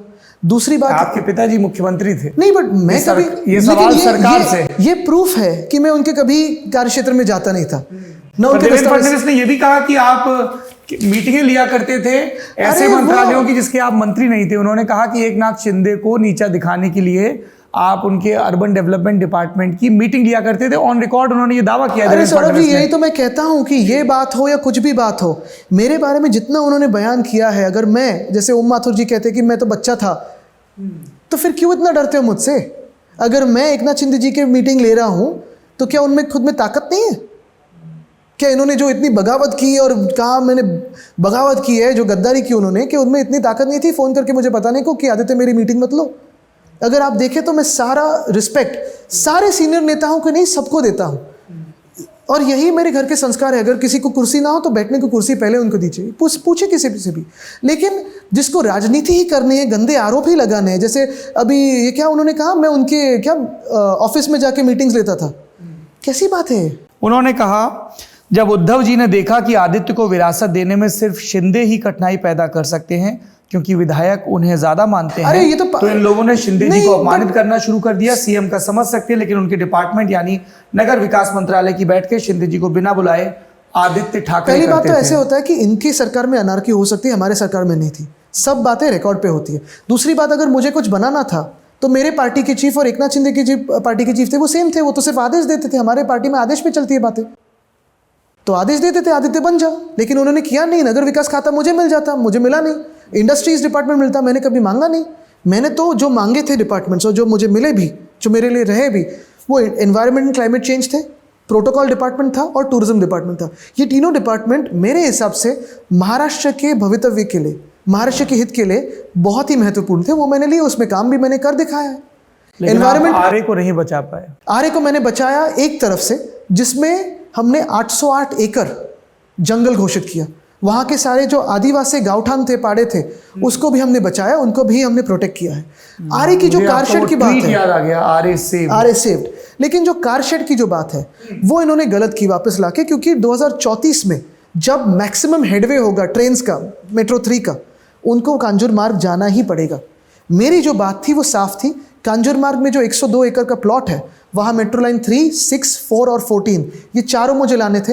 सारे जो लैंड एक्विजिशन के पैसे बच जाते थे, इलेक्ट्रिसिटी के पैसे बच जाते थे, मेंटेनेंस के पैसे बच जाते थे, कॉन्ट्रैक्टर के पैसे बच जाते थे, कंस्ट्रक्शन कॉस्ट बच जाती, लगभग 10,000 करोड़ हम बचाते थे। लेकिन आज क्या हुआ है, आरए में इन्होंने ये कारशेड लाई। कारशेड पिछले साल तैयार हुई, क्योंकि 6 महीने का काम था, पूरी लाइन अभी तक तैयार नहीं हुई। इन्होंने डिले किया, इन्होंने एस्केलेशन किया। मेट्रो लाइन 4 के लिए ज़मीनें ढूंढ रहे हैं, इनका कोई पॉलिटिशियन ज़मीन लेगा, उससे फिर ये लैंड एक्वायर करेंगे। 14 का सेम होगा। 6 के लिए भी आज भी जा रहे हैं वही कंजूर मार्ग प्लॉट में, जहां मैंने वो देखा था कि ये प्लॉट सही है। अभी सॉल्ट कमिश्नर कह रहे हैं नहीं ये तो हमारा नहीं है। तो क्यों आपने लिटिगेट किया था? 50% पार्टनर इस ही मेट्रो में गवर्नमेंट ऑफ इंडिया है, तो क्यों आपने तकलीफें खड़ी की थी? मैं तो हमारे ट्रेजरी के बारे में सोच रहा था कि कैसे पैसे बचाए और कैसे पर्यावरण को संभाले, क्योंकि विकास ही शाश्वत होना चाहिए। जोशीमठ जैसे नहीं होना चाहिए कि कहीं से भी टनल खोद दिया, कहीं से भी ब्रिज बनाया और सारी चीज़ें नीचे आ रही है। ये जो NHAI का मॉडल है, नहीं चलेगा देश में। आप विकास की बात कर रहे हैं, मुझे वर्डली में आपके राजनीतिक प्रतिद्वंदी एकनाथ शिंदे वाली शिवसेना के कैंडिडेट और आपके दोस्त मिलिंद देवड़ा आपने अभी लगभग 5 या 6 मेरे दोस्त ऐसे जिक्र किया है, तो वो सब लोग इतने फॉन्डली इंटरव्यूज में आपका जिक्र करते हैं। देखिए मैं कितना प्यारा आदमी हूँ। जीशान सिद्दीकी ने कहा हाँ मेरे दोस्त तो हैं, शायद आप लोग क्रिकेट भी खेला करते थे, कुछ बचपन का झगड़ा भी हुआ था। 1-2 मैच किसी टूर्नामेंट में हुई, लेकिन ऐसी गहरी नहीं है। मिलिंद देवड़ा ने भी कहा कि देखिए मैं पर्सनल कैपेसिटी में, me and Aditya we were friends. आप लोग दक्षिण भारत के किसी शहर में भी गए थे कॉन्फ्रेंस में, साथ में उन्होंने उसका भी वो जिक्र ऑफ किया। द चार्ट कॉन्फ्रेंस थी, वो कॉन्फ्रेंस का रूल ही चैटम हाउस से ज्यादा स्ट्रिक्ट होता है। तो अगर उन्होंने इनको ये पता नहीं बताया कि आप लोगों ने बातें क्या की। अच्छा, आप कह रहे हैं ये भी नहीं बताना चाहिए था कि आप साथ में गए। नहीं, वो जहाँ वो कॉन्फ्रेंस ही वैसी होती है, आप देखिए, आप काफी दोनों सारे लोग- इकोनॉमिक्स वगैरह होते हैं। मुरली देवड़ा जी का परिवार, ठाकरे परिवार, आप लोग पुराने राजनीतिक परिवार तो हैं क्या वो मुंबई उचित के। समझते हैं कि वही परिवार के नाते मुझ पे आके लड़े, मुझसे आके लड़े? और क्या मैं वो शिवसेना में आना चाहते थे पहले? देखिए, मैं कभी भी अब ये इतना लंबा पॉज लेंगे आप, मैं फिर और सवाल ये खोलूंगा। हैवी, 2000 ये लिटरेचर में से हैवी पॉज कहते हैं। जी 2019 के बाद आपकी बातचीत चल रही थी। देखिए, मैं सिर्फ आपको एक बात कहूंगा, मैंने कभी भी किसी भी पार्टी हॉपिंग को एनकरेज नहीं किया, मैंने डिस्करेज किया है। और जब कभी कभी किसी पार्टी के व्यक्ति, जैसे ये शख्स है, उनके पार्टी चीफ, नाम भी नहीं लेते हैं आप। मैं आपको बताता हूं, क्योंकि मुझे किसी को पर्सनली टारगेट करना नहीं है, लेकिन जब उनके पार्टी चीफ या लीडर से उनकी गहरी दोस्ती होती है, मैंने ये सोचा है अगर मेरा कोई पार्टी का कलीग मुझसे एक दोस्ती के लेवल पे बात करता है, मैं विश्वास करता हूं, अगर मुझे ही धोखा देके मेरे अलायंस पार्टनर में चले जाए या किसी ऑपोजिशन अब में चले आपने जाए, राज्यसभा दी नहीं, प्रियंका चतुर्वेदी को दे दी। तो देखिए, पर मैंने यही कहा था ना कि तब वो तो आए नहीं थे, लेकिन बाद में की भी जो बात हुई, उन्होंने जो कोशिश की, मैंने कहा क्या देखिए, बात हुई? मैं नहीं कहूंगा, मैं एक प्रोटोकॉल मेंटेन करता हूं, मैं एक मर्यादा मेंटेन करता हूं, लेकिन मैं यही कहता हूं, मंत्रालय छोड़ दिया, प्रोटोकॉल नहीं छोड़ा प्रोटोकॉल आपने। नहीं छूट सकता, ये मर्यादा होती है। जी। लेकिन कैसे है सौरभ जी, अगर आप किसी के साथ काम करते हो, किसी की पार्टी में काम करते हो, आज वो पार्टी को आपके पास या आपकी तरफ कुछ देने के लिए है नहीं, क्योंकि पार्टी सत्ता से बाहर है, तो मैं ये नहीं एनकरेज करूंगा कि आपके पार्टी के चीफ और दोस्त को धोखा देके मेरे पार्टी में आओ।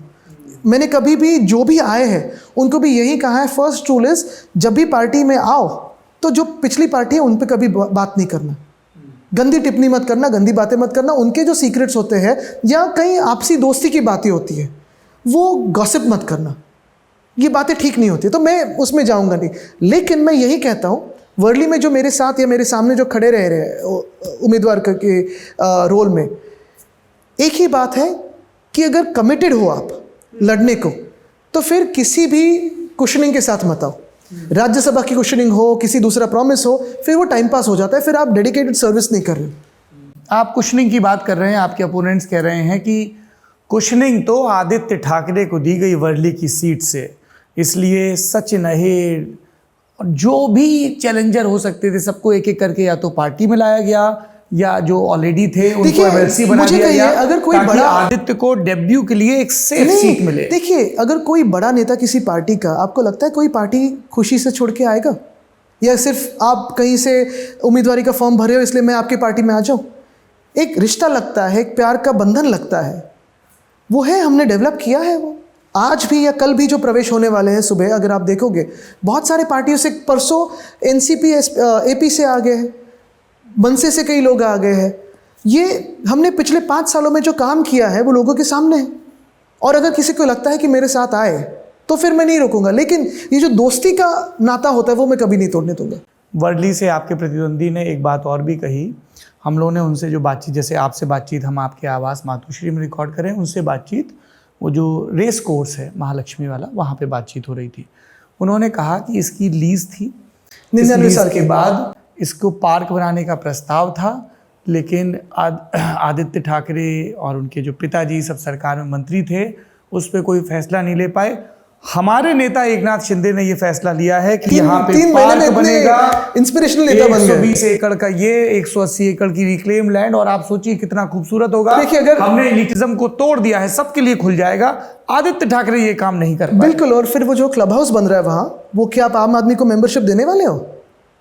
जो अंडरग्राउंड कार पार्क बनने जा रहा है वहाँ के आम आदमी की कारें पार्क होगी? बात एक ही है। एकनाथ शिंदे का मकसद है कि सारे जो मुंबई के ओपन स्पेसेस है, जैसे रेस कोर्स है, विलिंगटन क्लब है, विलिंगटन क्लब का पता है उन्होंने क्या जीआर निकाला था कि 50 लोग सीएम अपॉइंट करेंगे। हर समय जब चेयरमैन की इलेक्शन हो तो चेयरमैन सीएम अपॉइंट करेगा। जो कितने सालों से, दशकों से चलता आया हुआ क्लब है, उसमें क्यों हस्तक्षेप करे कोई?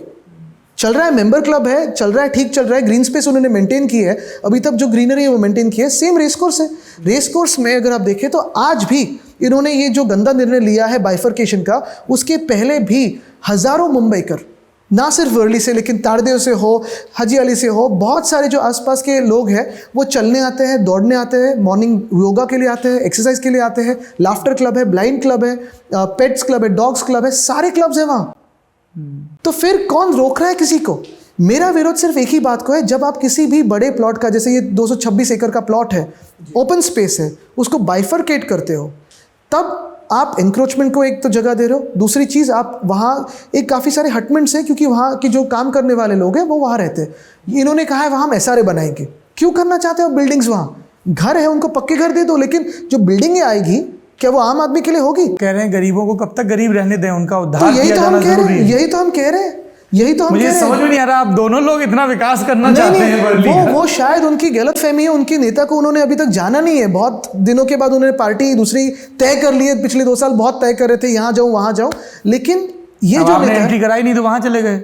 बिल्कुल, क्योंकि ऐसे क्लाउडेड नेता हमें नहीं चाहिए। लेकिन मैं यही बात कहना चाहता हूँ कि रेस कोर्स हो या विलिंगटन क्लब हो, हम तो प्रोटेक्ट करेंगे, क्योंकि आज भी आम नागरिक जाते हैं चलने के लिए, फ्री ऑफ कॉस्ट जाते हैं। इनको वहाँ क्लब हाउस बनाना है बड़ा, उनको वहाँ अंडरग्राउंड कार पार्क बनानी है 2000 कार्स की, जो कि सामने ही कोस्टल रोड पे अंडरग्राउंड कार पार्क 2000 कार्स की है। तो ये कॉन्ट्रैक्टर्स घुसाने के लिए करना चाहते हैं। फिर ये जाएंगे जो मरीन ड्राइव पे जिमखाने है वहाँ, फिर जाएंगे सीसीआई पे। ये सारी जो बातें, जैसे वर्ली में वर्ली डेयरी है, डेयरी टेनेमेंट एक तरफ है, डेयरी की बिल्डिंग एक तरफ है। हमने कहा था हम वहाँ वर्ल्ड क्लास एक्वेरियम और ओपन स्पेस बनाएंगे ताकि वहाँ के लोकल लोग भी चल सके और टूरिस्ट भी आ सके।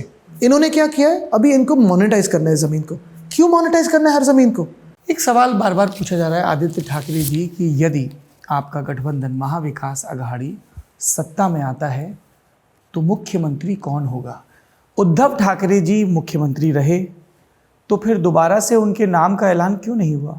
एक बात स्पष्ट है, पिछले 2.5 साल में जो भी सर्वेज हमने देखे, जो भी ट्रैकर्स हमने देखे हैं, जो भी पब्लिक पोल्स हमने देखे हैं, अगर एक व्यक्ति का नाम ऐसे आ रहा है कि सबसे विश्वासु है, हम विश्वास करते हैं, भरोसा है इस आदमी में, इस व्यक्ति में, तो वो उद्धव बालासाहेब ठाकरे, यही व्यक्ति का नाम आता है। और सारे पार्टीज ये एक्सेप्ट करते हैं, सारे पोल्स भी एक्सेप्ट करते हैं, पोलस्टर्स भी एक्सेप्ट करते हैं। जब आप कहते हैं कि सारी पार्टियां एक्सेप्ट करती हैं तो उसमें नाना पटोले भी हैं। लेकिन सारे पार्टीज एक्सेप्ट करते हैं कि ये ट्रैकर में आ रहा है। लेकिन जब बात आती है चेहरे की, तो ऑफ कोर्स कभी भी जब आप एक अलायंस में होते हो, जैसे हम भाजपा में थे पहले, अभी महाविकास आघाड़ी के साथ जब संविधान के लिए हमारा एक गठबंधन बन चुका है, महाराष्ट्र के हित में बन चुका है, हमने यही सोचा कि चलो, उन्होंने भी ये सोचा कि फाइनली महाराष्ट्र हित के लिए हमें एक साथ लड़ना है और ज़्यादा से ज़्यादा सीट लानी है, बाद में तय करेंगे। लेकिन आज तो सीट भी सबसे ज्यादा नहीं मिली, कांग्रेस की 102 है, आपकी 96। एग्जैक्टली, तो हमें कोई दुख नहीं है।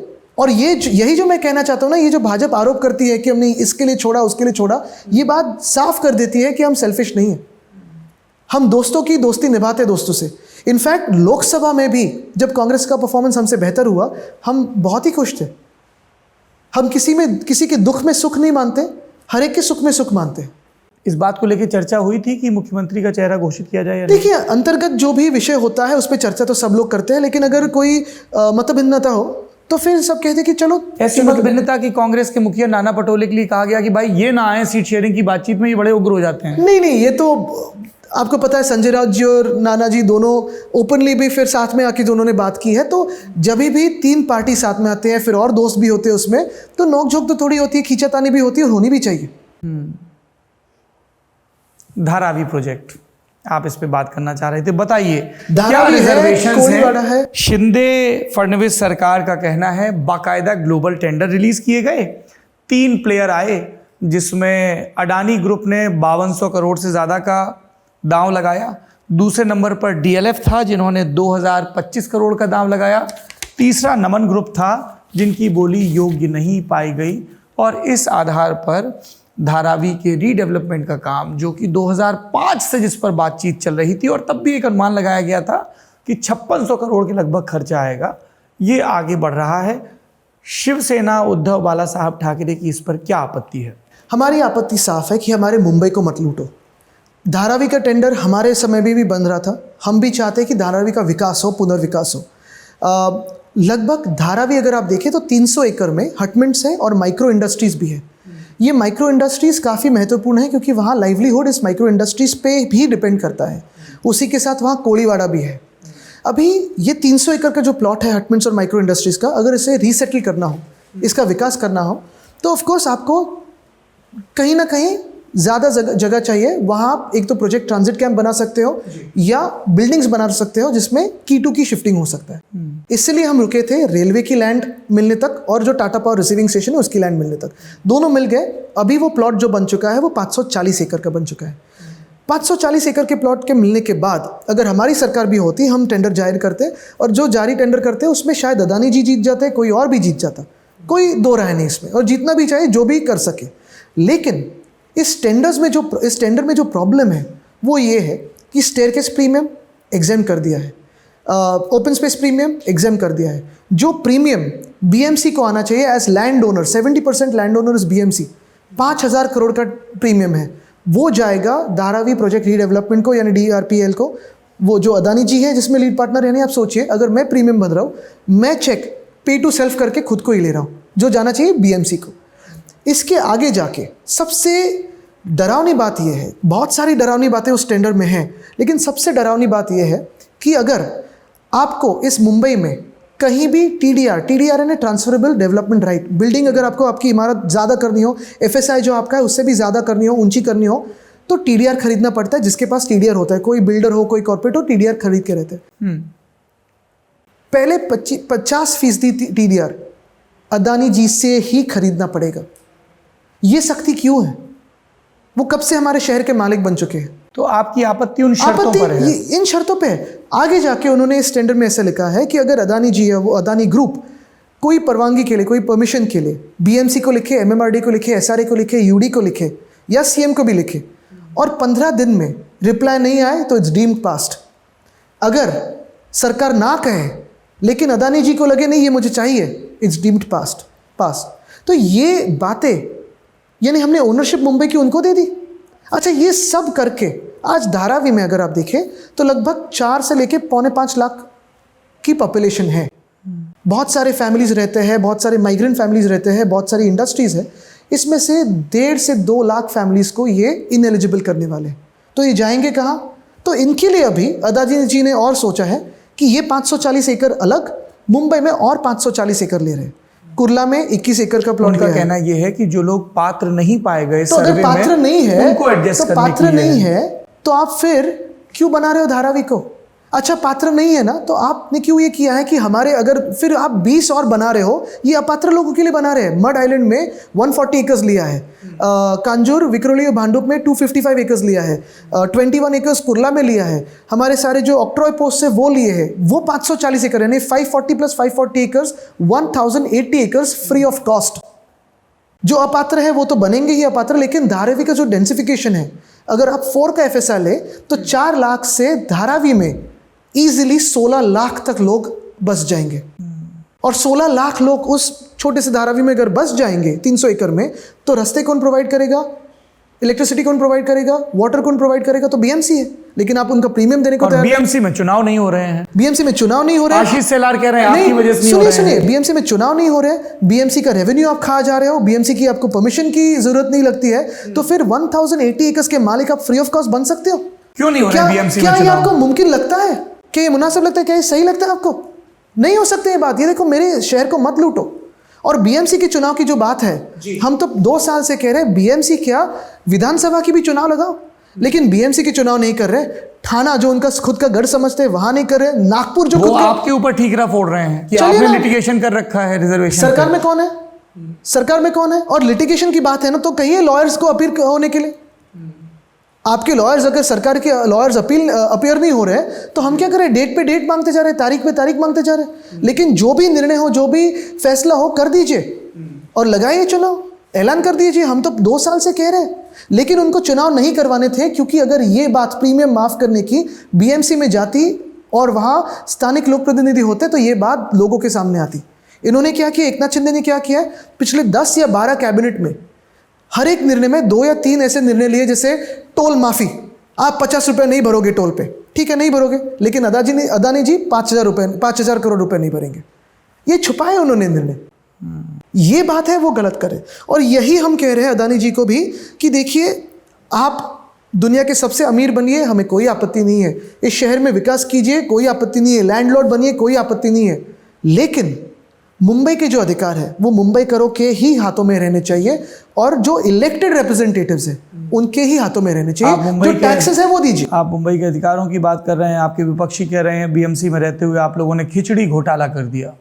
तो जो कह रहे हैं जिसको अरेस्ट कर दिया सूरज चौहान को, तो वो बेचारा जेल में है, लेकिन वो कंपनी का जो मालिक है वो शिंदेगढ़ में नेता बन चुका है, तो उसको क्यों नहीं अरेस्ट करते? कीजिए अरेस्ट।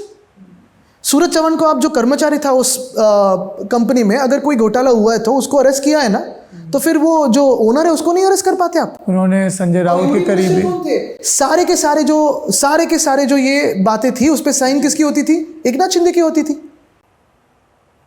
तो फिर क्यों अभी आगे उनका इन्वेस्टिगेशन इशारा नहीं हो? संजय राउत के करीबी सुजीत पाटकर की तरफ भी। नहीं, हम यही कहते हैं ना कि अगर कोई भी इसमें जिम्मेदार है तो चलो जिसने साइन किया है, पहले तो नागपुर का भी ऐसे इन्वेस्टिगेशन करो, म्युनिसिपल कॉर्पोरेशन का, पुणे म्युनिसिपल कॉर्पोरेशन का करो, मुंबई का भी करो। हम तो ओपन है, हम तो पहले से कहते आए कि करो।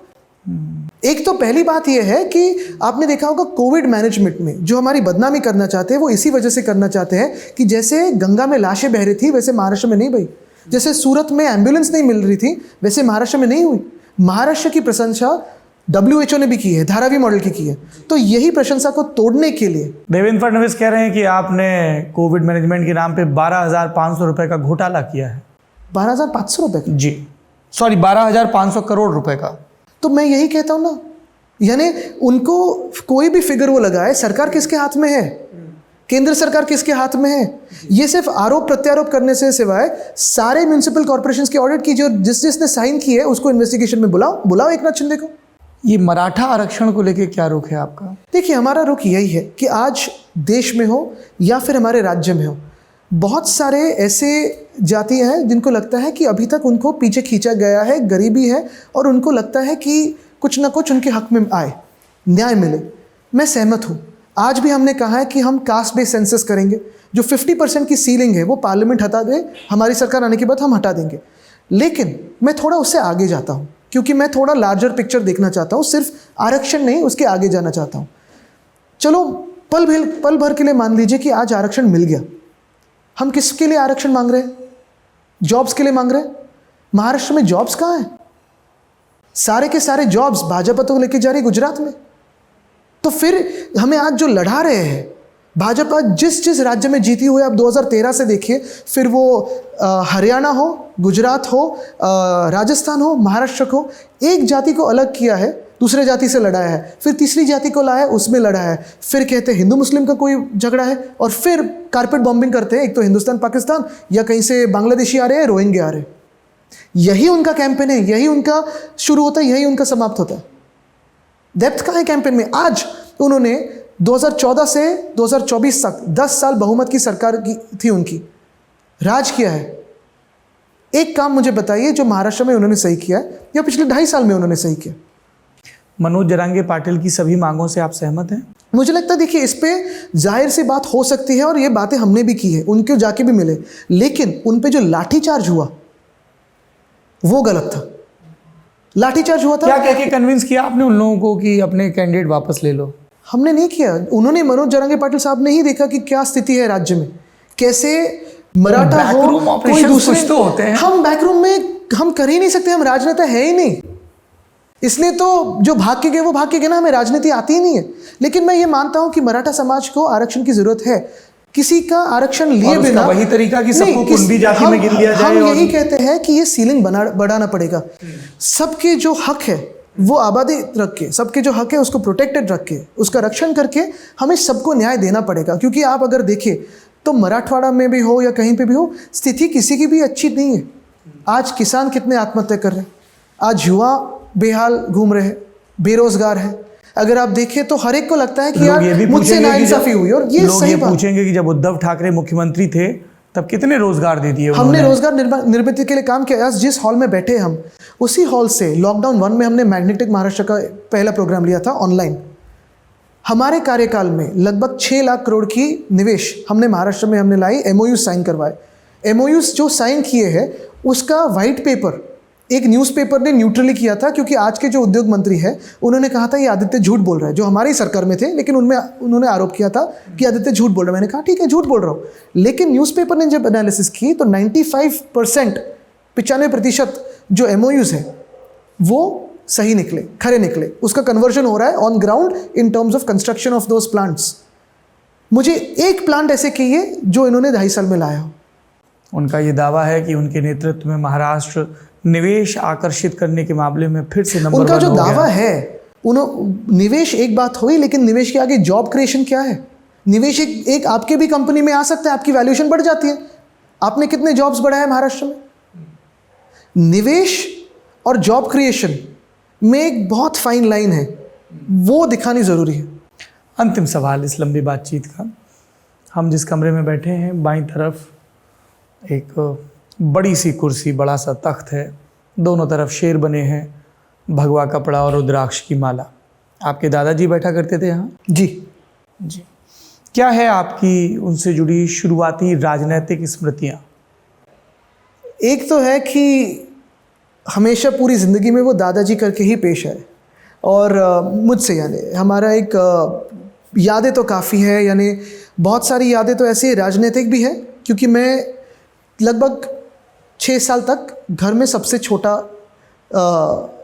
बंधुओं में और भाइयों में था मैं, यानी मेरी जो सारे कज़न्स थे वो एल्डरली थे, मुझसे कोई छोटा था तो तेजस, वो 6 साल बाद पैदा हुआ, तो मैं सबसे छोटा था, तो ऑफ कोर्स कुछ भी कर सकता था। जब इनकी मीटिंग्स चलती थी, भागा दौड़ी तो चलती ही थी, कभी क्रिकेट खेलो इनसे, कभी इंडिया की मैच हो तो इनको इंडिया की जर्सी पहनने को फोर्स कीजिए और उनके साथ मैच देखिए। तो इंडिया की जर्सी पहन के बैठते थे? जी, कभी कभी पहनी उन्होंने। वो कभी इंडिया नाजुक स्थिति में आए क्रिकेट खेलते वक्त, तो फिर वो तो प्रार्थना में लग जाते थे, पूरा माहौल टेंस होता। मुंबई इंडियंस भी इतने सपोर्टर थे वो मुंबई इंडियंस के कि वो दादा और नाना अगर थोड़ा भी मूड हल्का सा इधर उधर लगा तो पता चलना चाहिए कि मुंबई इंडियंस की स्थिति कुछ ठीक नहीं है IPL में। तो क्रिकेट के तो फैनेटिक्स थे ही, लेकिन इसीलिए आसपास में खेलते खेलते बड़ा हुआ और काफ़ी सारे याद हैं। क्रिकेट के फैनेटिक्स कहा, मुझे पाकिस्तान के मैच के पहले पिच की खुदाई याद आ गई। जी, लेकिन वो भी बात यही थी कि अगर आप टेररिज्म बंद करो तो खेल सकते हैं, जब तक टेररिज्म है तब तक नहीं खेल सकते। अभी आपका क्या सोचना है? उन्होंने जाके पाकिस्तान में नवाज शरीफ जी से गले नहीं लगाए। संजय राउत ने ये बात लिख दी थी, फिर नरेंद्र मोदी जी का उद्धव ठाकरे जी को फोन भी आया था। लेकिन हम यही है ना, आया था? पता नहीं मुझे, मैं तो फोन के ये दिखता नहीं, लेकिन ये जो पता नहीं क्या क्या आपने, मैं तो जाहिर से बात कर रहा हूँ ना कि इन्होंने जाके कभी गले नहीं लगाया था और दूसरों को नहीं कहा था गो टू पाकिस्तान फिर बाद में। लेकिन पाकिस्तान तो आप भी, ये मैं आरे वाले केस में देख रहा था कि इन अधिकारियों को POK भेज दो। किसने कहा था? आपने कहा था। नहीं POK जी नहीं, मैं आपको कोट कर देता हूँ सर। ठीक है फिर, लेकिन एक ही है, मैं तो यही कहता हूँ। आप देखिए, यानी मुझे POK का याद नहीं, बट एक ही है, अगर किसी ने ज्यादती की हो तो मैंने ऐसे कहा होगा कि यार उधर भेज दो, यहाँ के ज्यादती कर रहे हैं। जिस जोश के साथ MMRCL आरे में एक पारिस्थितिकी तंत्र को धूर्ततापूर्वक और तेजी से काट रहा है, शर्मनाक और घृणित है। इन अधिकारियों को POK में तैनात करने के बारे में क्या ख्याल है? उन्हें पेड़ों के बजाय आतंकी शिविरों को नष्ट करने का यस, तो इस रेफरेंस में मैंने वही सोचा था कि MMRDA उधर क्यों भेजे, ये लल्लन टॉप पे कहा जा रहा है तो तथ्यात्मक रूप से दुरुस्त होगा। बिल्कुल, लेकिन वो आपने ये दुरुस्त नहीं किया है कि हमारा देश क्या 99 साल के लीज पे है कि नहीं है आज़ादी अपनी। You saw that reel?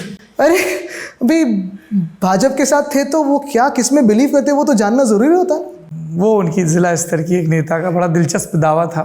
ठीक है, काफी लोगों ने नहीं, बातचीत लेकिन की। यही याद है, यानी दादाजी के साथ मुझे एक तो याद है, दादाजी और अटल जी की मुलाकात राजभवन में हुई थी।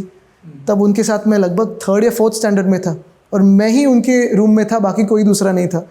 तो वो दोस्ती थी। फिर स्कूल में आपने क्या कहानियां सुनी हैं? प्रणब दा जब घर पे आए थे, वो और पवार साहब थे, पवार साहब और उनकी दोस्ती मैंने देखी है, सुशील कुमार जी और उनकी दोस्ती मैंने देखी है, विलासराव जी और उनकी दोस्ती देखी है, अडवाणी जी और उनकी दोस्ती देखी है। तो ये बातें देखी है। और उनका जो ये हमको आदित्य बहुत सरप्राइजिंग लगता है कि हम पत्रकारों से बात करते थे जो शिवसेना या बाला साहब ठाकरे के खिलाफ लड़ते थे, तो वो फ़ोन पे कुछ बोलते थे, लेकिन रात में वो, एक तो आपके दादाजी गुनगुनी बियर पिया करते थे। मैंने किसी से पूछा, राजीव जी बोले होंगे हाँ, कि गुनगुनी क्यों, तो बोले नहीं, उनको बोलने का बहुत काम रहता था ना, ठंडी बियर पियेंगे तो गला बैठ जाएगा। दिलीप कुमार के साथ उनके मतभेद रहे हों नहीं रहे हों, लेकिन ये साथ में बैठने का था। अब ये कल्चर नहीं बचा है। बच्चन साहब के साथ पारिवारिक रिश्ते हैं, जैसे अंबानी साहब के साथ थे, जैसे बच्चन साहब के साथ भी थे पारिवारिक रिश्ते। मुझे याद है जब ऐसे रिश्ते थे कि आपके चाचा राज ठाकरे के शादी के रिसेप्शन में बच्चन साहब आ रहे थे तो वो नाराज हो गए कि सब फोकस वहां जा रहा है। नहीं, और आपको बताओ, यानी जब आखिरी 3-4 दिन थे तो बच्चन साहब के भी यानी यहाँ आना जाना बहुत था। तो एक ये जो रिश्ते उन्होंने बनाए हैं, देखो इनका यही था। और जो आपने भी पहले बयान पढ़े हो या बाद में भी आपने पूछा होगा ये चेंजिंग क्यों है, ये इवॉल्विंग क्यों हुआ, ये उनका बात करने का तरीका यही था, मन में कुछ रखते नहीं थे, जो भी दिल को लगे वो बोल देते थे। और बोलने के बाद अगर कोई सामने से उनको कन्विंस कर पाए कि साहब ये ऐसे नहीं ऐसे है, तो उनसे बातें करते थे और समझ भी जाते थे।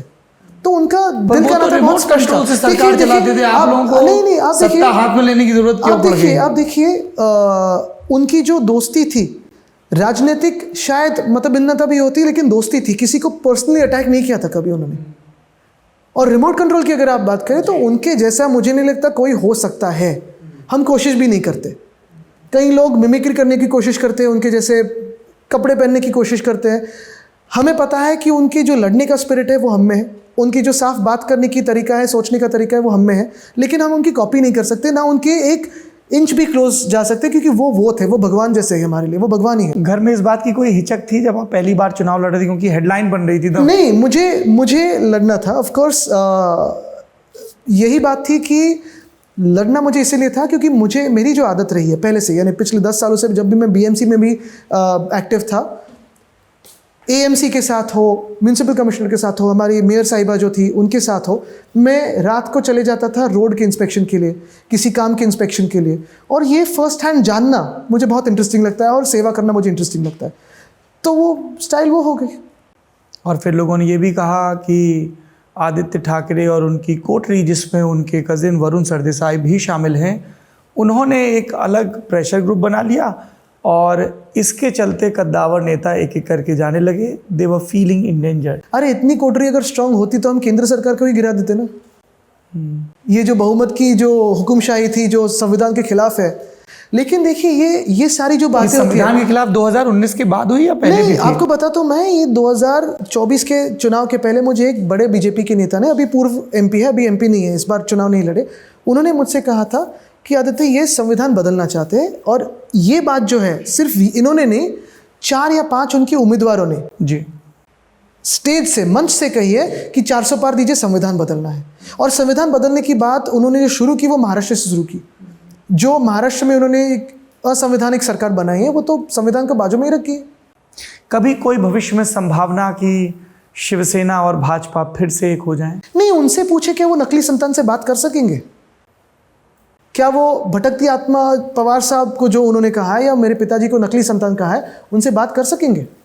यही बात तो है ना कि जो रिश्ते थे या जो दोस्ती थी, बातें तो आप लोगों ने भी कही। आपने बट आदिल शाही से तुलना की थी 2014 के चुनाव में, और कुछ ही महीनों के बाद आप लोग साथ थे। नकली संतान नहीं कहा हमने, किसी को भटकती आत्मा नहीं कहा। आप अफजल खान का आपकी पार्टी जो वैसे ही चल के आ रहे हैं महाराष्ट्र पे, वैसे ही चल के 2014 के विधानसभा चुनाव में, कुछ ही महीनों के बाद आप लोग साथ थे। वैसे ही आक्रमण तो कर रहे हैं, वैसे ही तो आक्रमण कर रहे हैं। आज सब लूट के ले रहे, सूरत का जो लूट हुई उसका बदला वो ले रहे।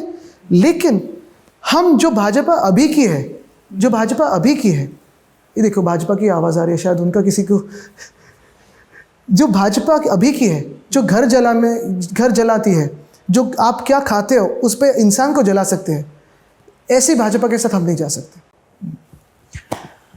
जमघट में आप सुन रहे थे आदित्य ठाकरे को। इस पूरी बातचीत के बारे में आपकी जो भी राय हो कमेंट बॉक्स में ज़रूर बताएं, क्योंकि आप ही तो हैं जो असल मालिक हैं, जिनके नाम पर जनादेश मिलता है, जिनके मत से किसी का इकबाल बुलंद होता है और कोई विपक्ष में बैठ के अपनी बारी का इंतज़ार करता है। आदित्य ठाकरे जी, आपने इतना समय दिया उसके लिए धन्यवाद। धन्यवाद और बहुत बहुत शुभकामनाएं। Thank you so much. Thank you.